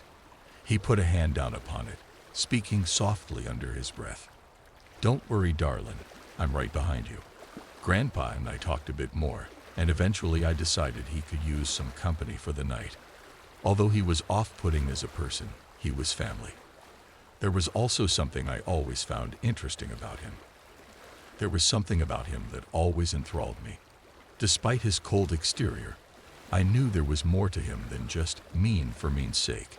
Either way, no one should have to mourn alone, and so I decided to join him for dinner. After the ceremony concluded, I left the church and went to the store and picked us up some fresh steaks, golden potatoes, and asparagus. I figured cooking him a good meal was the least I could do considering the difficult circumstances. My grandparents' old home was considerably more worn and overgrown than last I'd seen it as I pulled my car into the driveway. Of course, it was understandable considering the situation, but the difference was stark. It had been well over a decade since last I'd been out there, and although vaguely familiar, the wear and tear made it seem foreign. Grandpa welcomed me at the front door, and the two of us went into the backyard as he fired up the grill. It was a bit awkward at first, but after a beer or two, we started opening up a little more to one another. I told him about my life, fiancé, and work, and he seemed genuinely interested in it. We talked a while as the steaks grilled, but I realize not many are reading this to hear about my fated reunion with my estranged grandfather. This is a horror sub after all, and as such it's probably best I just cut to the chase. Grandpa worked in prison rehabilitation for the entirety of his career. He began at just 18 years old as a prison guard and eventually worked his way up to warden, which he presided as up until his retirement several years ago. I asked him which prison he worked for, but he sort of avoided the question. Boy, that's gotta be a tough line of work. I floated the question out, and he paused to ponder it. He swished the beer in his bottle before shrugging. You get used to it, like anything I suppose, but it'd be a lie to call it easy. Always gotta be on your toes, anticipating things to pop off at any moment. Never know what to expect, really. He told me a few stories he had from his long tenure of corrections. He almost seemed overly eager to talk about them, and it made me realize he probably didn't have anyone else to tell them to. He was a bit of loner after all, and it made me feel for him that his wife and likely only real human connection in the world was now gone. The two of us ate our dinner and continued chatting about his work in the prison industry and the miasma of experiences he was subjected to there. He had plenty of lighthearted stuff about coworkers and various interactions with inmates, but his tone seemed hampered. I don't know how to explain it, but it was likely there was something else that bothered him, and I decided to try and coax it out of him. You probably saw some messed up things there too, huh? Grandpa sat back and thought, his pale white beard partially obscuring his disconcerted grimace. He then chuckled and clasped his hands together on his lap. Yeah, you could say that. As I'd hoped, he then delved into a few stories about stabbings, attempted breakouts, and attacks on prison personnel. He had no shortage of rather gruesome events to recall, but of course there was one which dwarfed them all. Then there were the experiments. My interest peaked as soon as he said that. He paused then, his head slowly swiveling on his shoulders. Experiments. Yeah, or clinical trials, I suppose. They can sugarcoat them however they like, but that don't change the reality. Far as I know, they never even published the findings, and I'm not surprised. He was clearly a bit reticent to divulge the details, and I didn't want to push him on it. The admission alone seemed to hang like a weight on his neck, dragging his posture down and his eyes into fog. If there is a God out there, I can understand why we never hear from him. Grandpa said he had been working at the prison for a good 2 decades when these experiments began. By then, he was the lead guard on shift, and essentially second in command to the presiding warden at the time. Grandpa was summoned by the warden one day for an impromptu meeting, or so he thought. As he entered the room, he found the warden with 2 other men in his office. The 2 men were well dressed in blue tweed suits with polished black wingtips. Both had neatly combed hair and beards with stark blue eyes. The warden introduced them to Grandpa as Mr. Smith and Mr. Johnson, but did not elaborate who they were or what organization they worked for. No doubt it was some government branch, but I never got confirmation either way. Grandpa explained. Apparently the 2 men had already struck a deal with the warden, and Grandpa was to be a part of it as well. They explained they were conducting an experiment to test the limits of the human psyche. They explained that all Grandpa would have to do was the same thing he'd been doing for 20 years, guard the cells, and ensure there were no complications with the inmates. The deal came with a substantial financial bonus, one which nearly doubled Grandpa's salary that year. But of course, he knew there would be a catch. The things we do for money. He just shook his head solemnly as he said it. These experiments would go on to be known unofficially as the Seclusion Project. The idea was a simple one. Take 5 prisoners and put them into solitary confinement indefinitely. Smith and Johnson's crew would monitor them and conduct research as they saw fit.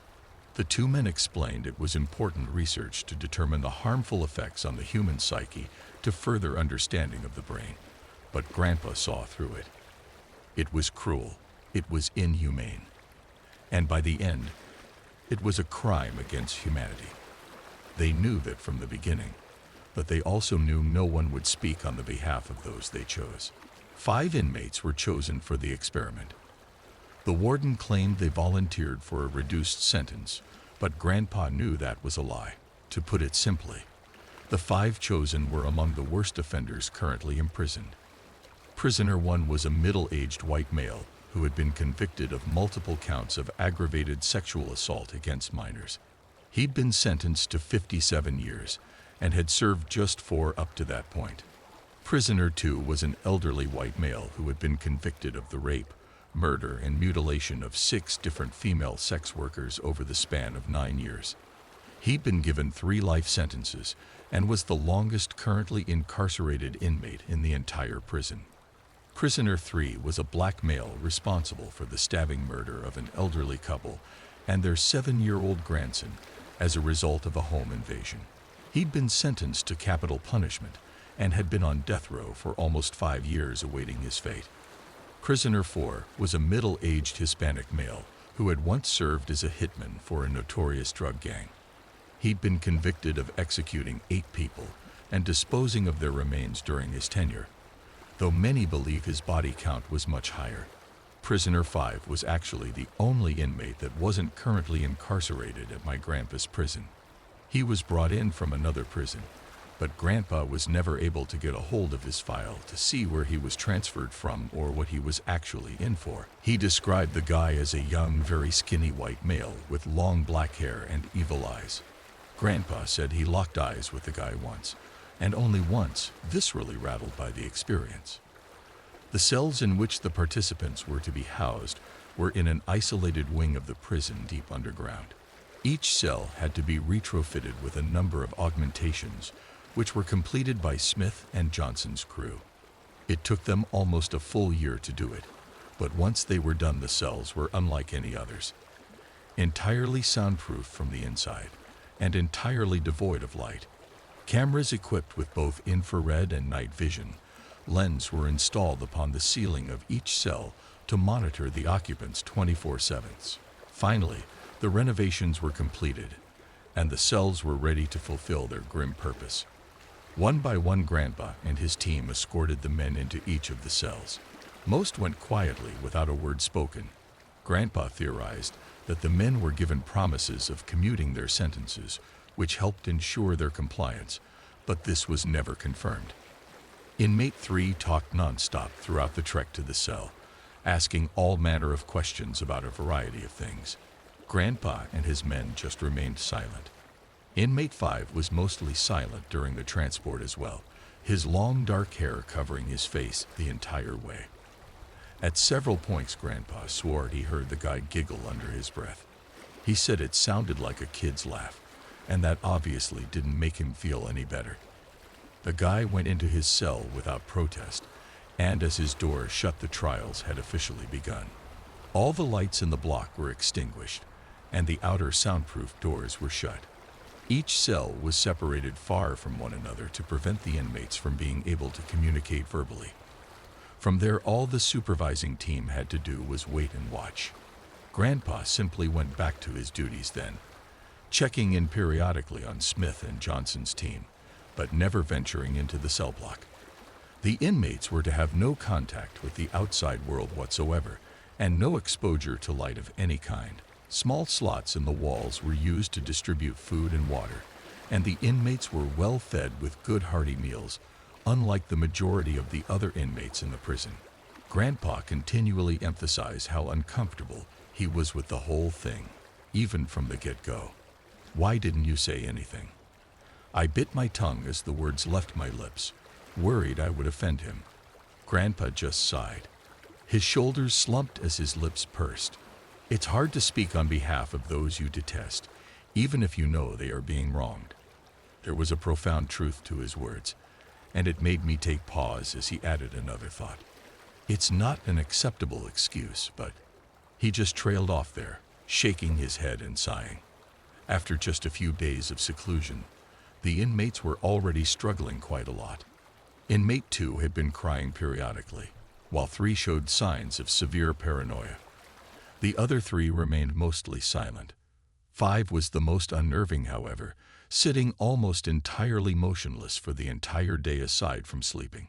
4 tried to keep himself busy doing calisthenics like push-ups and sit-ups, while 1 mostly just laid around in various positions, slipping in and out of consciousness. On the eve of day 5, Inmate 2 had slammed his head into the side of the cell and began bleeding from his nose and mouth. After the impact, he fell and convulsed for several seconds on the ground as blood dripped from him. He fell still, and my grandpa anticipated them conducting a medical intervention, but they never did. They just continued to monitor as Inmate 2 was left to his own devices. Later that same day, an inmate 3 suddenly screamed. He began scrambling around his cell blind, slamming into walls, and babbling incoherently. "There's something in here, man. Let me out." He shouted the words as tears poured from his eyes. He continued freaking out for a few more minutes until tiring himself out. He then collapsed onto the ground, panting heavily, staring upward to the top of the cell.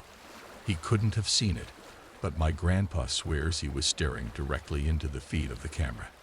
Inmate 1 began having conversations with himself, apparently acting as both parties on either side of the conversation. The things he discussed with himself began as asinine, even comical at times, but they quickly took a disturbing turn. He seemingly role-played conversations between a young boy and his father, and the things discussed turned Grandpa's stomach. He wouldn't repeat or even hint at them, but considering why Inmate 1 was imprisoned in the first place, I can probably fill in the blanks. Inmate 1 then broke down, sobbing quietly as he held himself in the fetal position. My grandpa says this was the moment that really made him actually feel something for the inmates and question what the hell he'd signed up for. These men did horrible things. Ain't no changing that. But even so, you come to realize how everyone has a story. Were they born monsters, or were they made monsters? I won't pretend to understand how these things work, but what I do understand, from one human being to another, is the suffering of life. Things only got worse from there, and outbursts of screaming and sobbing became commonplace amongst all participants minus Inmate 5. Alone in the silent darkness, they had nothing but their own minds to keep them company, and that company was clearly not bringing much comfort. Inmate 4 would often pantomime holding a gun and seemingly acting out shootouts and conflicts in his cell. His breathing would increase, and he'd be moving and ducking around the cell as though he were trying to avoid getting shot. Inmate 3 would shuffle around his cell, flinching randomly and at times collapsing to the ground as though someone had struck him. Inmate 2's condition had continued to deteriorate. Clearly his head wound trauma had likely caused brain trauma, and he would regularly suffer seizures and fits of screaming at the top of his lungs. He refused to eat, and the food he was given began to pile up by the cell door. Some of the prison personnel wanted to retrieve him for medical assistance, but Smith and Johnson wouldn't allow it.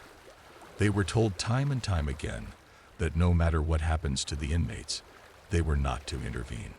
By day 9, Inmate 2 was dead. He'd been laying motionless face down for nearly a full day when his passing was finally confirmed. As they rewound the footage to try and determine the time of death, they noticed something odd. As soon as Inmate 2's chest had stopped moving, Inmate 1 suddenly perked up. He then lifted his head and smiled, extending his hand to wave at something as though he were saying goodbye to an old friend. He, of course, had no way of communicating with Inmate 2, nor knowing he had passed. It was a weird event, but it was regarded as a simple coincidence. Inmate 1 continued to deteriorate after that, spending most of his time just sitting catatonic in his cell. Inmates 3 and 4 also continued to show signs of severe delusions and paranoia. Inmate 4 would randomly burst into fits of screaming, as though he were threatening a rival, before reverting to hysteric sobbing as he begged to be let out of the cell.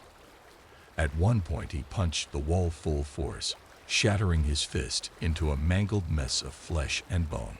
Contrary to the rest, Inmate 5 hardly ever made a peep. He would sit motionless in his cell for hours, hiding his face as he seemed to meditate. Every once in a while he'd look directly into the camera lens though, despite not being able to see it. My grandpa said he still gets chills picturing the way the guy smiled, and swears something about him was downright evil. "Let me ask you a question." Grandpa suddenly interrupted his tale. Behind the smoldering campfire I spied him staring down at his boots, swirling his whiskey in his glass.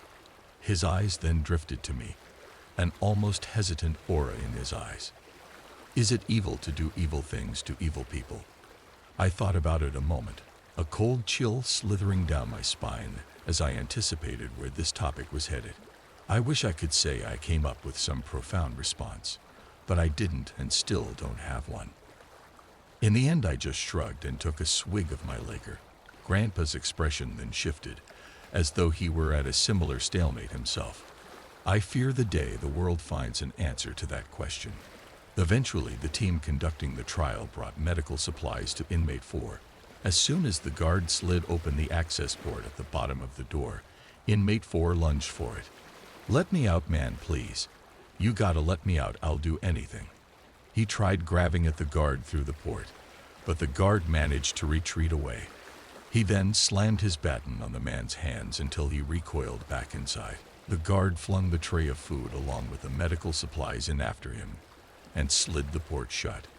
Inmate 4 began to sob hysterically, switching between bargaining and yelling threats for nearly half an hour. He eventually seemed to wear himself out and collapsed in a heap in his cell, but not before muttering one final chilling phrase: "Please don't let it get me." Grandpa ended up working late that night, and just before he clocked out was when it happened. One of the other guards frantically called him to the monitor station. On the feed, Grandpa saw inmate 4 flailing around desperately and screaming. He said it seemed like something was attacking him, but of course, there was nothing else in there. By this point, the 2 station guards had already witnessed so many disturbing events that they wanted to intervene and help the guy, but Grandpa overruled them.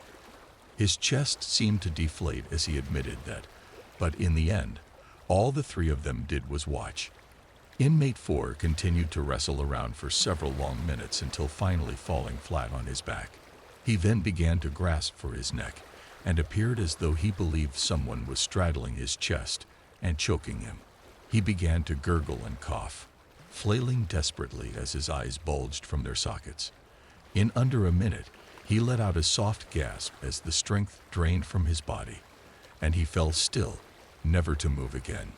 Once again, the moment inmate 4 fell still, inmate 1 perked up, just as before. He then smiled and waved while staring in the direction of inmate 4's cell, despite not knowing where he was housed or even that he was there to begin with. Inmate 5 then suddenly perked up from his fetal position, his neck craned backwards and head angled upwards, but his face seemed entirely devoid of emotion. "Please don't let it get me." He repeated the final words of inmate 4 in a whisper. He, like inmate 1, had no way of knowing nor hearing inmate 4, and yet somehow repeated the exact same phrase. As the words left his mouth, his lips curled into a wide, almost inhuman smile. Grandpa described it as the look worn only by the most deranged of lunatics. Inmate 5 then erupted into a bellowing laugh, which caused everyone in the observatory room to flinch. Grandpa said he was damn near scream laughing at the top of his lungs as his eyes seemed to bulge out of their sockets. After a good full minute, he finally seemed to quiet as his calamitous laugh quieted to a hushed giggle. "Please don't let it get me." He then turned and once again glared directly into the hidden camera lens in his cell. Grandpa described that moment as feeling like he was staring into the eyes of the devil himself. He'd seen enough for that night, but before leaving, Smith caught up with Grandpa as he was about to head out. He first made casual conversation with him, before asking him a series of strange questions. "You ever see anything weird around here? How are you sleeping lately? You guys get a lot of inspections in this facility." Grandpa didn't say much in response, just shrugging off most of the questions. Smith tried to code his inquiries in a nonchalant manner, but Grandpa knew better. There was no way of hiding the dread which dripped from his every word, for Grandpa felt it too. The following morning, Grandpa got a call as he was preparing himself for his shift. The call was from a frantic coworker telling him they needed him there ASAP, but didn't clarify what had happened. Grandpa arrived at the prison not long after and was quickly ushered into the camera room. There he noticed that inmate 5's cell was suddenly empty. Grandpa asked where inmate 5 was, and the solemn guards just guided his attention to the monitors. They replayed the recording from the previous night. At just before 3 a.m., Grandpa watched mystified as 1 second inmate 5 was seen sitting idle before suddenly just vanishing. There was no split in the feed, no movement of any kind. Just 1 second he was there, and the next he was gone. Grandpa stared at the other 2 guards, but neither of them had any explanation for what had just happened. One of them suggested going into the cell to check it out firsthand, but none of them were eager to do that. Instead, they waited around spitballing theories until Johnson and Smith arrived along with the warden. Grandpa then informed them what had happened and showed them the video from inmate 5's cell the previous night. Grandpa said that was the first and only time he ever saw any emotion on their faces, and their reaction clearly conveyed their fear. "Lock the prison down now. No one comes in or goes out," Johnson commanded, and the befuddled warden sounded the alarm. Every single prisoner in the entire complex was returned to their cells. Grandpa and the other guards spent the next 12 hours combing every square inch of the prison. Despite their best efforts, not a single trace of inmate 5 was found. The search was eventually extended beyond the prison walls, but once again, the attempt proved futile. Eventually, Smith and Johnson ventured in to search the seclusion cell block themselves. By this point, only inmates 1 and 3 were still alive in their cells. Neither of them reacted as the men entered the block. Inmate 1 continued just rocking back and forth mumbling, while inmate 3 appeared to be asleep. Smith and Johnson were in there for nearly an hour before returning defeated and stupefied. They didn't say much to the others, and by that point, the entire staff was exhausted from the day's events. Grandpa and his crew were dismissed as the night crew took over. Grandpa said he had some of the worst nightmares of his life that night and barely slept a wink despite being exhausted. When he returned to work the following day, he found the other members of his crew looking much the same. They were all summoned into the meeting room with the warden as they awaited their instructions. The warden then informed them that the experiment had been discontinued. The only surviving members of inmate 1 and 3 were to be returned to general population. Grandpa protested that decision, but was overruled. It turns out Grandpa was right to be worried, as neither inmate lasted long when back in the prison. Inmate 3 began behaving like a cornered animal, showing signs of paranoia and aggression. He got in multiple fights with other inmates, until one scuffle ended with him getting his head slammed into a bed. He ended up dying from severe cranial hemorrhage not long after. Inmate 1 was much more composed, but no less traumatized. He just kept to himself, refusing to eat and isolating himself from everyone. After about a week of his self-imposed starvation, Grandpa's team prepared to intervene. They found him dead in his cell the following morning. His body was taken for autopsy, but the coroner could not determine a cause of death. Apparently, the fallout from this event caused the former warden of the prison to step down. My grandfather was named the new warden shortly thereafter, but a lot of the other guards ended up leaving as well. For a while, the management was worried about a potential legal investigation, but as time went on, there was nothing. They never heard from Smith or Johnson again, and in time people forgot, but Grandpa never did. He polished off the remainder of his beer and clasped his hands before him as he concluded his story. The campfire had been reduced to smoldering coals by then, and Grandpa's once serious demeanor appeared suddenly much more crestfallen. "We all do things we're not proud of, you know. We all make decisions for what we think is the best option, but sometimes we're wrong. I did it for the money, no denying it. But why did they do it? Smith and Johnson, whatever their real names were, why did they do it?"